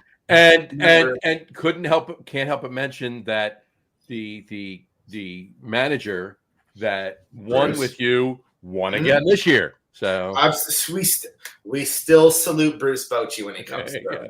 Doesn't matter what happens, he still gets a standing O. He'll still be his patron saint of San Francisco. But yes, when they won it in 2010, not only was the entire city, well, not just the entire city, but Steve Perry was in the stands, rocking out to "Don't Stop Believing" with everybody else this day. Yep. Oh yeah. So big love for Tim Lincecum.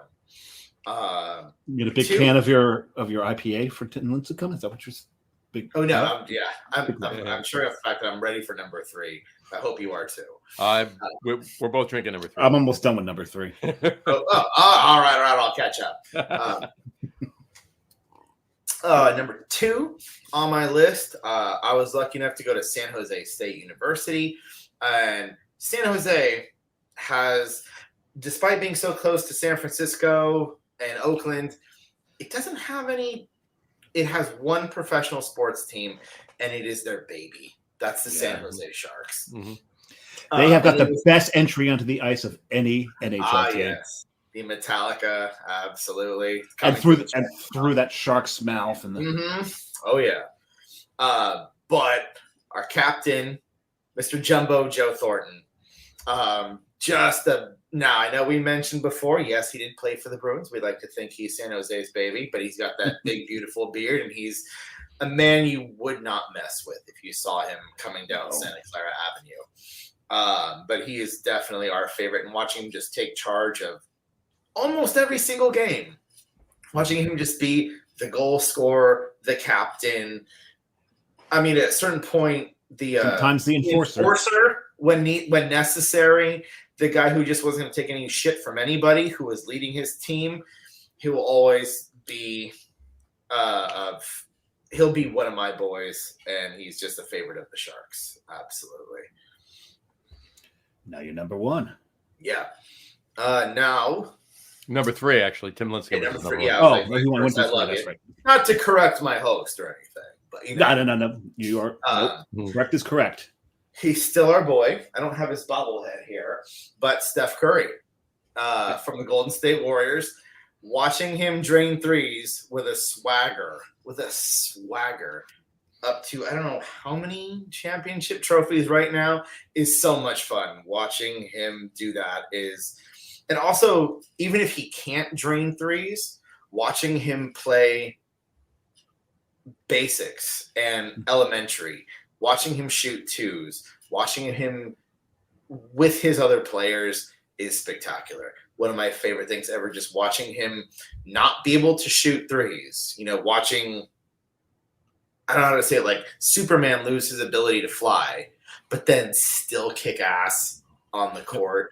Watching him serve it up to, every other team on. I'm going to say the Pelicans come to mind.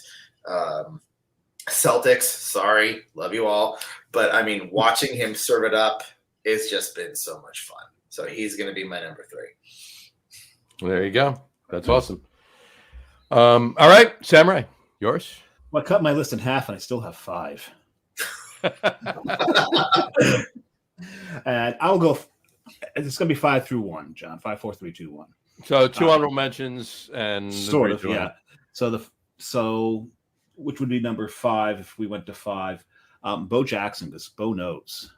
But I just want to point out one thing, okay? And Dave says this off air before we start the show when we're talking about the top 3s with whatever guest is on tonight, of course, with Kevin. Mm-hmm. Okay.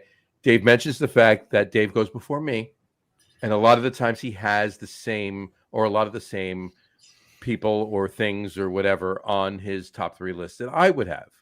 So tonight, in honor of that thought, he's going to do 5. Right? I usually do 5, John, don't I? Do I ever stick to 3? No, you don't. Go ahead. Do you ever stick to 3? Never. Go ahead. Continue. But Bo was a beast on the field. I grew up a Sooners fan. Watching him run over Bosworth, he was something else. He was a force. Sure. My number, what would have been my number 4 was your number 3, Kevin. Steph Curry. Yep. Yeah, you said he would drain the threes with swagger. But this is one of the things I love the most about Steph Curry. There was a swagger on the court.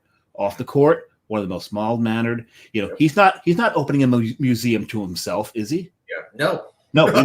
We've heard of a player that is. He's not that guy, right? He doesn't have that ego about him that so many of these top basketball players have, and I really appreciate that about Curry. There's no Steph Curry school of excellence in being amazing. Yes. So then I'll go 3, 2, 1. Jerry Rice. One of the classiest, greatest wide receivers ever to play the game. He did the area justice. He did his uniform justice. He did the league justice. Watching him play was like watching ballet. He was something else. My number 2, I hate him for all the reasons I love him, and that's Howie Long. Howie Long was just such a great player in his day. And so I think I like him more as an announcer as I do a player. This is why I hate him, because the damn looking guy. He had a lot of talent. He's well spoken. He's very well dressed, very well coiffed. You just hate a guy like this. So Howie's my number 2. My number 1 is probably one of the greatest DBs ever to play the game, and that's Ronnie Lott. Okay. Ronnie Lott. John knows full well my favorite Giants player is Mark Bavaro. And there's that play where Mark Bavaro carried the whole 49ers defense, probably over 20 yards, with Ronnie Lott draped around his neck. Mm-hmm. We had a day at work where everyone wore their sports jerseys, and I was wearing my Bavaro jersey, and one guy who had transferred over from the West Coast is wearing his Ronnie Lott jersey. He looks and goes, "You know what this means, don't you?" I said, "No." He goes, "You need to carry me everywhere today." It's like I had to respect that joke, but man, when Ronnie Lott got his sights in on you, unless you were Mark Bavaro, you weren't going any further. Yeah, nope. Yeah, you were done. You were done. He was such a great player. Well, there you have it. Yeah. All right. I guess that leaves me. Mark him out. Yeah, only you are left.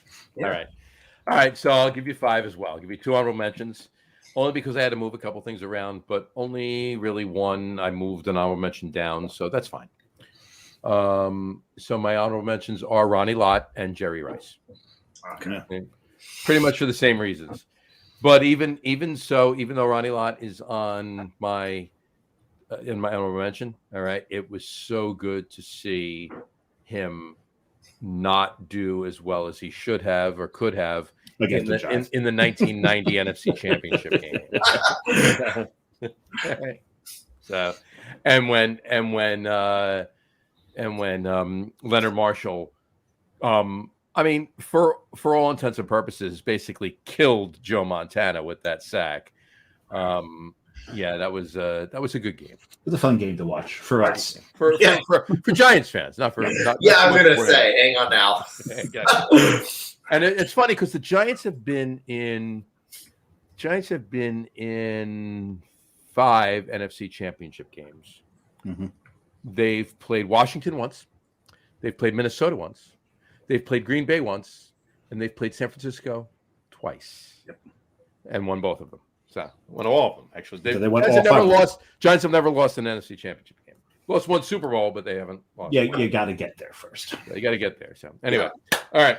So Ronnie Lott, Jerry Rice. Okay, my top 3. 3, 2, 1. Number 3 is definitely from there's definitely reasons that were more pertaining to New York than the Bay Area, but definitely was aware of him when he was in the Bay Area, and that's Reggie Jackson. Yeah. Okay, when he was in Oakland. All right. One of the reasons, other than just his playing ability, whether it was with Oakland or with New York, the Yankees, which I'm a Mets fan, by the way, so I'm not a Yankee fan, but same. Yeah. Or even with California, with the Angels, but whatchamacallit I was at in 1978. I was at a Yankees Royals Saturday game, and I caught during batting practice. I caught a Reggie Jackson foul ball. So there you go. So there you go. That's one of the reasons that does that for me. So anyway, moving on to number 2, Dave Casper. Another great tight end. Great tight end. I mean, the ghost, right? Mm-hmm. Right. He was an amazing tight end, but those Raiders teams in the 70s, it was just amazing. And my number 1, and we talked about it before, Giants, New York. Another New York tie. Willie Mays. The Mets just retired last year. The Mets just retired his number last year. Of course, he only played 2 seasons with whatever. Spent a lot more time with the Giants than with the Giants than he did with the Mets. But Steve Cohen did a solid, if you will. Mrs. Payson, who owned the team at the time that Willie Mays was on the Mets, and around the 73 World Series, which ironically was against the A's, but that's besides the point. Which we call it. She made him a promise if he came in, she was going to retire his number with the Mets. Yeah. And then she sold the team, passed away, never did. And then so Steve Cohen held up that ownership end of the bargain and retired his number. So that's nice. That was kind of cool. So but anyway, so yeah, there you go. Reggie Jackson, Dave Casper, Willie Mays. Those are mine. Nice choices. And notice all 3 of us, not one of us had Joe Montana on our I was waiting for someone else to say it. One of the greatest players in the Bay Area ever, and didn't show up on any list. Mm-hmm. Yep. And that draft that he got drafted in, the Giants picked Phil Simms. And don't get me wrong, I love Phil Simms, and he was the right guy at the time, and everything worked out the way it needed to. Okay, but Phil Simms went in that draft in 1979 at 7. Okay, ahead of. In the first round, pick 7. Okay, the 37th pick overall was Joe Montana, right? Or even 39th, maybe even in the 30s. It was in the second round. Joe Montana went. So yes, the Giants could have drafted Joe Montana. Right? Would Joe Montana have been the same quarterback in the Giants system? No, he would not have been. No, because he wouldn't have had Bill Walsh. I mean, he would have had Ray Perkins, which wasn't that much of a slouch, and eventually Bill Parcells, but. He wouldn't have had what he had in San Francisco. So a lot of things would have been different for both teams had that not gone the way it did. So because the Giants were geared more towards defense than offense in those days. Okay. Sure. Anyway, all right. So there you go. There's our little sports faction of the evening. for that. Cool. All right, that was a cool list. I like that. Yeah. All right. What's bless you. And I think we hit every one of the Bay Area teams. We did. We did. We didn't get they don't pick anyone from the A's. Yeah, we did. Reggie. We did Reggie Jackson. Oh, yeah, I'm sorry, yeah. Yep, we The got A's, the Raiders, the Giants, the 49ers, the Sharks, Warriors. and the Yeah. Warriors. About it. Yeah. All right, we got them all. All 6 of them. There you go. So cool. I love Nice. it. All right. Okay. What? So back to Almanac before we wrap everything up. Yes. What's going on? Anybody listening out in California? Because we did post this on the California Let's Talk Craft Beer page. Anybody out in California listening or watching this or re-listening after the fact, because we'll post it afterwards. What's going on holiday-wise next couple of weeks or even New Year's or even into January, event-wise? Not just releases of beer, but event-wise at the brewery. Oh, yeah. Well, this Saturday, we have our lovely Noel Fest party, one of our biggest days of the year. We've got DJ Santa Claus performing behind us in the lounge. We have been taking time. We cooked up something we call Stout Nog. Oh. Yeah. Dave, you want to fly to Frisco with me for Saturday? Yeah, I'll drive you in from SFO. There you go. We've been working on it. It's down to my recipe versus Sarah's recipe. We're going to see who wins, but we're going to have a lot of fun with that. And anybody who's never been to San Francisco and to the airport, you have to understand how much love went into that statement. He'd drive us in from SFO to Brave. Yeah. We don't say that traffic pattern. That traffic pattern. Yeah. I've flown in SFO. It's and driven from there. So yeah, it's a challenge. It's good. I got you. I'll be your local guy.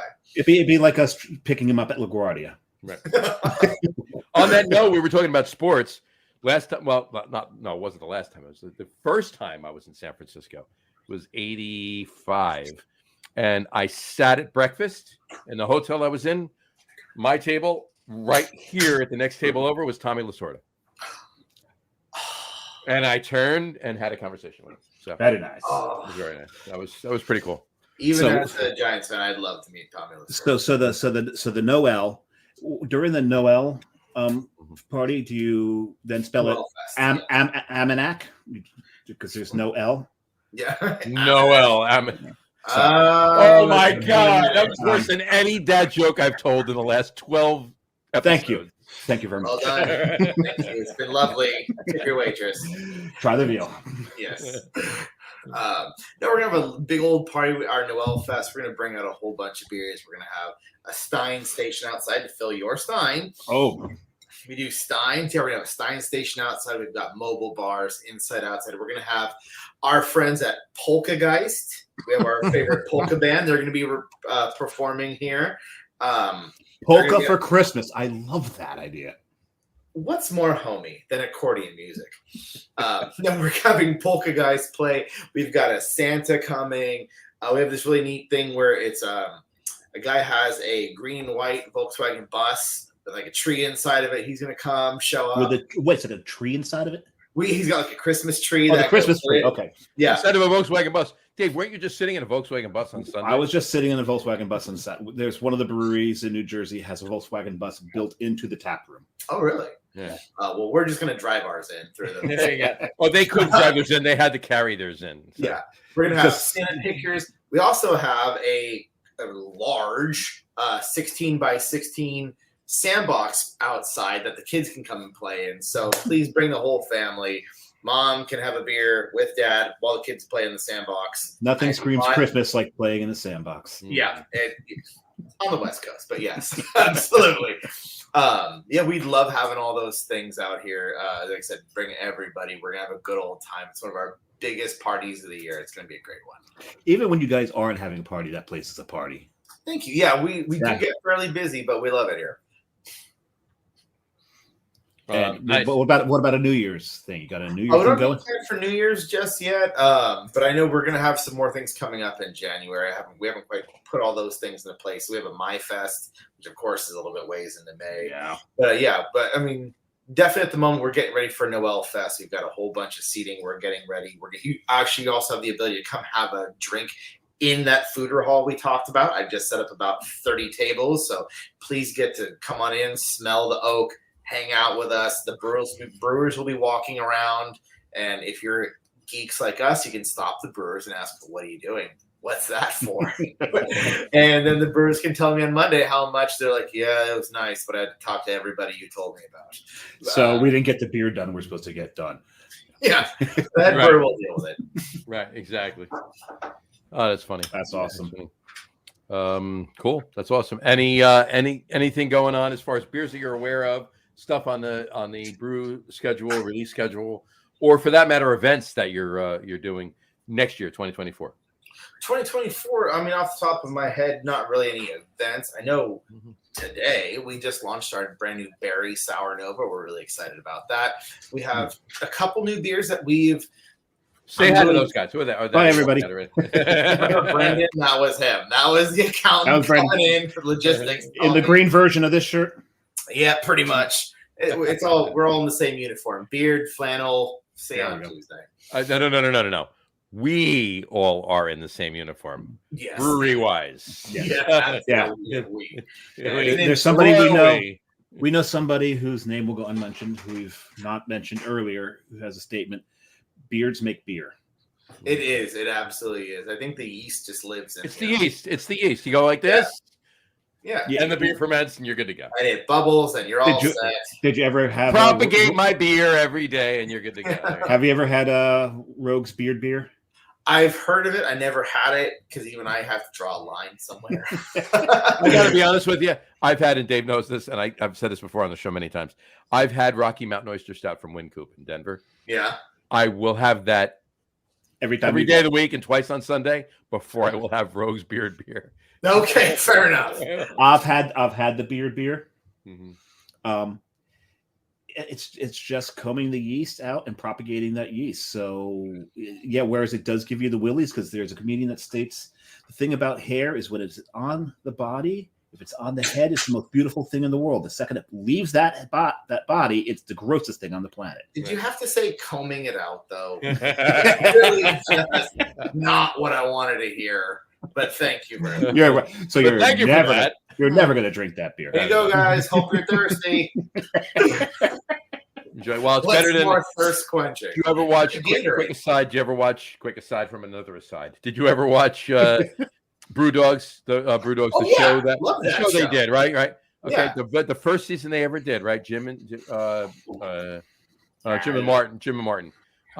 They brewed a beer with Jim Cook at Sam Adams. Yeah. Right. They brewed it. It was a lobster and clam ale or whatever they did. They brewed it on a ship on a boat in a sailboat in the Boston Harbor, and then they took it back to the brewery and they fermented it in a cool ship. Yeah. And the yeast they used, other than obviously the ambient yeast, the three of them got in the wort and sat there, and that's what fermented the beer. Body yeast. Yep. I will tell you with all certainty, none of our brewers' body parts have been in or included in any of our beers. That's a promise. You should put that on the label too. I think that's part of the Ryan White books, honestly.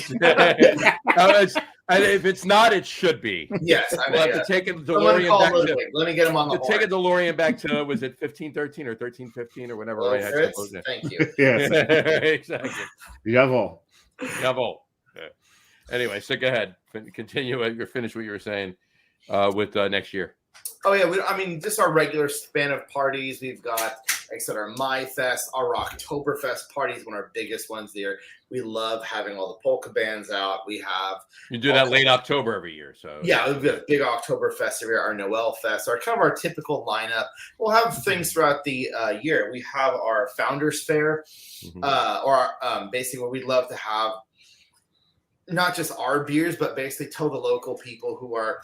I make specialty beef jerky. I make clothing. Great. Everybody come in. We have a guy who's from New York who makes cheesecakes with all kinds of funky different things. We love inviting him down and having all kinds of funky new different things. It doesn't just have to be beer.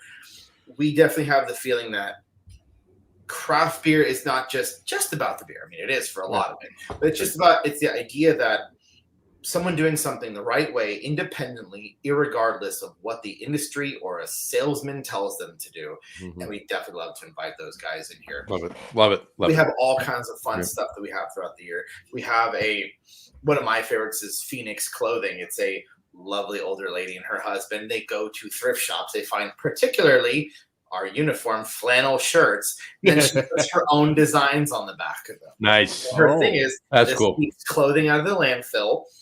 I'm making money. You're getting a cool new shirt. Everybody gets to win on this one. And if you care, it's like a 0 CO2 impact, despite the fact that she drives around to the thrift stores all the time. But we have so much fun with it. And then we're always looking for new ones. If you have a local, like I said, beef jerky, shoelace company, dog bowl, so on and so forth, we'd love to have a local shoelace company. I work on that. Beard combs. Jason's Beard lace. combs. Absolutely. Local beer combs. There you go. But we love having all those kind of like local people down, let them show off the community. I've got guys who do pad thai the day of. We have guys who show up who do.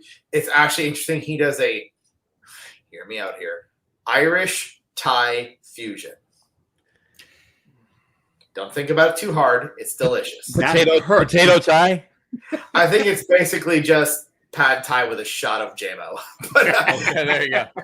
No, but he's a I love him to death. With a shot of Jameson. There you go. Yeah, when you think of pad thai, you don't think of a guy whose last name is O'Toole.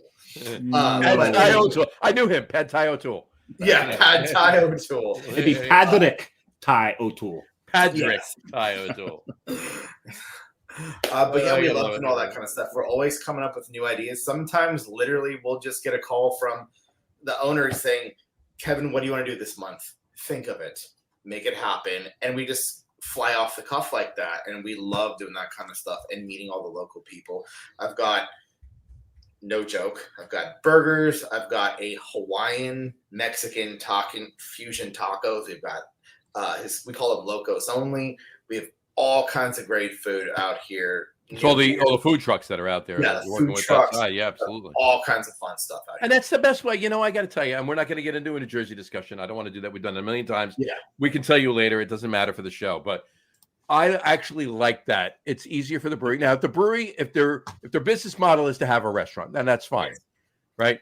But if your business model is the brewery first, restaurant second, I'd rather coordinate with food trucks, because there's a lot of really great food out there on food trucks, and you can have something different every day of the week, and you're going to get different people for the food trucks with the beer every day of the week, and it's amazing. I always get to choose. Let's try something different this week, and I get to have all their best. Whatever is they're in the mood for, my clientele gets to always try something different or funky, or you want something homey, we can do burgers. Want to go really nuts? Let's go for the fusion of this, that, and the other thing. Yep. We have dessert trucks who make their own dessert. Absolutely. Nice. So, amazing. All kinds of fun stuff. Is that him? Yeah, this is our legit. Hi, Brandon. What's going on? We all got the unit. Brothers? Beard. I love it. We're ready. Yeah, it's our thing. Yeah, you gotta love it. All right. Now I love the being in an Alameda Point. I mean, this was an old naval air station. Yes. And now there's 3 breweries, a winery, and a distillery. A whiny winery. A whiny winery. Aren't they all? We've got. As far as we have winery. I know we have at least 2 wineries. We have 2. That's right. There's 2 of them, aren't there? There's 2 wineries. We have a distillery. It used to be 2 distilleries. Now it's down to 1. Okay. Where we call the fun name for it, we call ourselves Spirits Row, or Spirits Alley. And because it's been just so helpful to have when you're setting up something like this, you go, well, I need a lot of space. I can't pay a lot of money for it. And I need the big drain. I need a 5-inch water hookup. And again, I can't pay a lot of money for it. So the city was smart enough to say, after the military left in 1998, there's about 100 buildings that all match that description. Yeah. Professional water hookup, industrial drains. They're all here. We didn't pay for them. They're all standing. Come on in and take your pick. So it's worked out very well. And then, oddly enough, on the back end, the city says, wait, this generates a lot of tax revenue. Yeah, let's start marketing ourselves this way. And one by one, we've all moved in. And I'll tell you one thing. Awesome. If you're there during the summer, there is a ferry that comes in 2 blocks from you guys? Yeah, oh yeah, there's a ferry. The ferry shows up, goes from San Francisco, Oakland, Richmond, so on and so forth around the Bay Area. It shows up about 2 blocks away. There's 2 ferry terminals. But only during the summer, right? Because the other one is the main one. That's the main street. No, well, the one you're talking about is Seaplane Lagoon. That does now function, I want to say 5 days a week. It doesn't function on the weekends. But that's what it was. I was there on the weekend. Yeah. That's what it was. But the Main Street Ferry Terminal, which is another 2 blocks in the opposite direction, they function 7 days a week. You can take buses now. The bus stop's right in front of Almanac, and if that wasn't enough for you, City of Alameda is running a shuttle during the summertime that stops here and at every other brewery and distillery and winery. That's awesome. Every 30 minutes. We should talk about it. In Boston, we talked about Boston a couple times before. In Everett, about 10 minutes north of Boston, there's Night Shift Brewing, if you've heard of Night Shift. Okay. Around the corner from Night Shift is Short Path Distilling. Okay. In fact, they have a bottle of Short Path Summer Gin right here. There you go. Okay. So gin with blueberries in it. Anyway. And then they also had Bone Up Brewing, which is around the corner from that. Anyway, they called themselves the Fermentation District. Okay, and they actually had shirts made. I got a shirt, Fermentation District, everything. Bone Up actually just went out of business. The owner of the building came, or the building sold, or the owner of the building came in, whatever it was. The owner decided they didn't. Now, they've been there 10, 12 years, or maybe a little something like that. The owner came in and said, yeah, you know what? We're not renewing your lease. You're out. Goodbye. They want to gentrify the area and whatever. They want them out of there, whatever. I mean, probably put a Starbucks in there or something like that. 2 seconds. I haven't bought those beers. I'm just renting them. I'm going to go release the deposit. Go for it. Hey, he's taking my role. Exactly. So to continue that for everybody listening on that, they Bone Up is going out. If they're not out already, I did read it a couple of weeks ago. I'm not sure. I think it was the 31st. So if you're anywhere in Boston, if you're going to Boston before, check it out. If I'm right, and it's December 31st, which I'm pretty sure it is, get up to Everett. Obviously stop in a night shift and Short Path, but go over to Bone Up, have a couple beers with them before they actually have to close up shop. So I just got an email. You did from Bone Up? No, I completely forgot about this. My 4 box just shipped. Oh, did it? Oh, there you go. I don't remember what the hell's in this. Well, you can go to Tavor and you can see what was. I know I can do that. I've got the app right here. You have the technology. Yes, I don't have the money anymore after this box ships. Exactly. Especially after what I spent this weekend. Oh man, I got so much damn beer right now, which is a major problem. Such a bad problem to have. Gotcha. Gotcha. Well, it's all good, and I do echo Kevin's sentiment about the fact that he didn't buy the beers; he just rented them. I do like that analogy, if you will. Yeah. Okay, so we'll wrap up the show once he gets back. We'll get any parting shots or parting thoughts, if you will, from Kevin. Something that I want to mention was at Alameda Point. Also, if you're a history buff, I remember walking out of Humboldt Sea Brewing and heading, pretty much due south before you can make the left and go off to Almanac. And I'm like, that's an awfully big boat. That's an aircraft carrier. Mm-hmm. Which one is that? I managed to catch the number on. I'm like, I think that's the Hornet. And if you're a World War II buff, like I'm a World War II buff, like the Hornet was a very, very important carrier for us. So it is now an Air and Space Museum. There you go. So that's something else that you can do while you're there. Like it's a really, really, really cool area. And if you haven't been there, cool. Get over there. If you're anywhere near, if you're going to San Francisco or you're going anywhere near Frisco, if you're going even into like Sausalito, Mill Valley up north of San Francisco, get over to Alameda. Get over and check out Almanac and everything else that's going over. As Spirits, what did you call it? Spirits Row, Kevin? Yeah, Spirits Alley. I'm ready to do another 2 hours of podcast now, so I'm ready when you are. I was just mentioning the fact that you guys are like right near the Hornet as well, which is so cool. We're spitting distance from the USS Hornet. We're actually quite proud of that. There you go. We're just down the street from a large World War II aircraft carrier. Well, I was telling him we came out of Humble Seed and then start heading off your way because I wanted to save the best for last, in my opinion.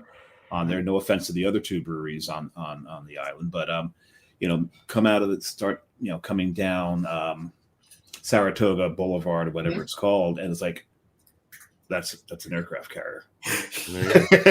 That large gray building on the horizon. It's like you're walking, and you're like, what in the hell is that? It is quite a beautiful sight to behold. All it is really, it's highly recommend a visit to the Hornet. It's amazing. It's an amazing history lesson. It's a sight to see. Yeah, and I'm a big World War II buff, so that was so cool to see the Hornet. I've seen, because we have the what's the one that we have in New York, John? The Intrepid. The Intrepid. Yeah, we have the Intrepid. So. We have the Intrepid. Yeah. So, cool. All right. And I've seen the Enterprise as well. And you could, if you get up really high where you live and look over all the other buildings, you could. From where you live, you could see the Intrepid. It's kind of actually when I walk to the bus station. There it is. It's right there. It's the whole skyline. The whole skyline's right there, but you can see the Intrepid. So anyway. Yeah. All right, Kevin. Any last words before we wrap up the show? Any wrap up? Anything you want to say about Almanac before we? Just that honestly, that hasn't been waxed nostalgic and talked about already. So. Just our MO is we love having everybody here in our tap room, and I mean everybody. This is not just for guys with beards and flannel shirts, like all of us, like the 4 of us. This is for everyone. We make a point. We love moms, dads, single men, single women, kids, dogs. Bring everybody. We make a point. We want to do a family atmosphere. We want it to be comfortable in a meeting place for this community, for everybody. And that is a full stop statement. I mean that. Dead seriously. We ask ourselves every week, is someone not being served? We have coloring pages for the kids. We have the sandbox for the kids. Mm-hmm. We're trying to get wine back for certain people's moms who just want fruit-based beverages, and that's fine. We have beers galore, of course. We have bands. We have food. We have the whole thing. We want everyone to be comfortable and welcome in our tap room. It's not just a spot for beards and flannels. Everybody's welcome. That's something I take damn seriously. And when you look around, it's very evident. And furthermore, I'm not wearing a flannel. I have my Nakatomi Plaza Christmas Party 1988. All right, because it's not Christmas. Don't worry about it. It's not Christmas, not Christmas until Hans Gruber falls off the Nakatomi roof. Or actually, it wasn't the roof; it was the 30th floor, I believe. Yeah, it just says falls off the Nakatomi Plaza, right? Yeah. And I don't care what anybody, including Bruce Willis, and sorry for what he's going through right now, but anybody, including Bruce Willis, says Die Hard is a Christmas movie. So, absolutely. Place on it, we might as well call it that. Exactly. Yep. So anyway, all right, great. Kevin, thank you so much for coming on. Once again, great. Kevin Scholes was coming on too, and he. We hope he feels better. We hope he feels better. Yeah, he emailed before. I'm just reading the email now. So he's he took a hard fall, right? Yeah, he did. He had a bit of a fall this morning. He's okay now. But yeah, we had a bit of a scare this morning, but he's doing good. Oh, good. He emailed me. He's waiting. That he's doing good. Not that he fell. Yeah. Not at all. But, all right. So our thoughts go out to him. Hopefully, all is well with him, and he gets over whatever happened this morning and all. But we did miss him on the show, but we had an awesome time with you, Kevin. Thank you so much for coming on. Thank you, guys. Thank you for having me on. This has been a lot of fun. I love geeking out with other guys about beer. Absolutely. And I hope. I'm here all the time. You can always call me. I love doing this kind of stuff. Absolutely. No, well, That will be written down, and we will take care of that definitely. 100%. Please do. So, Be I've got to meet one careful of of you. what you wish for. The other one, if you come be visit. careful what you wish for, because you might come on every month. But that's for You sure. can't threaten me with a good time. All right. Stick around. We want to talk to you after we sign off. But on that note, we'll wrap the show up for today. We want to get ready for watching. And for those of you just listening to the audio podcast, thank you for listening. Don't forget to visit our website, www.lagroom.com. That's LAGERROOM.com. And please remember, like us and follow us on all of our social media, Facebook, Twitter, Instagram, and, of course, our YouTube channel. All of them are at The Log Room. Remember, we go live with the video podcast on Facebook, YouTube, Twitter, which is now X, and Twitch every Tuesday night around 6:30 p.m. Eastern Time. And for those of you who just want to listen to the audio podcast, you can do so on our audio host, Spreaker, as well as iHeartRadio, Apple Podcasts, Spotify, Odyssey, Audible, Google Podcasts, Amazon Music Podcasts, TuneIn, Podcast Addict, CastBox, Deezer, Podchaser, Listen Notes. Pretty much anywhere you can find an audio podcast, you will find the Log Room Guys Craft Beer Podcast. And if you haven't done so already, if you haven't done so already, please subscribe to one or more of those feeds, and you will never miss a show. Again, thanks for following along with us. Have a great rest of your week. Have a wonderful weekend. Continue to have a wonderful holiday season. Drink a lot of beer, but drink responsibly. And we will talk to you next week, folks. And be prepared next week with your holiday beers. The holiday beers next week. It's our Christmas week show. It's our last show before Christmas next week. So be prepared with your holiday beers next week. So, take care, folks. Cheers. Wear your ugly sweater. They found him face down in his waffles, maple syrup dripping from his fake rug. Who did he see when he heard who was there? Now it seems that he's shit out of luck. This little piggy went to market. This little piggy stayed home. This little piggy's eating corned beef in the back of a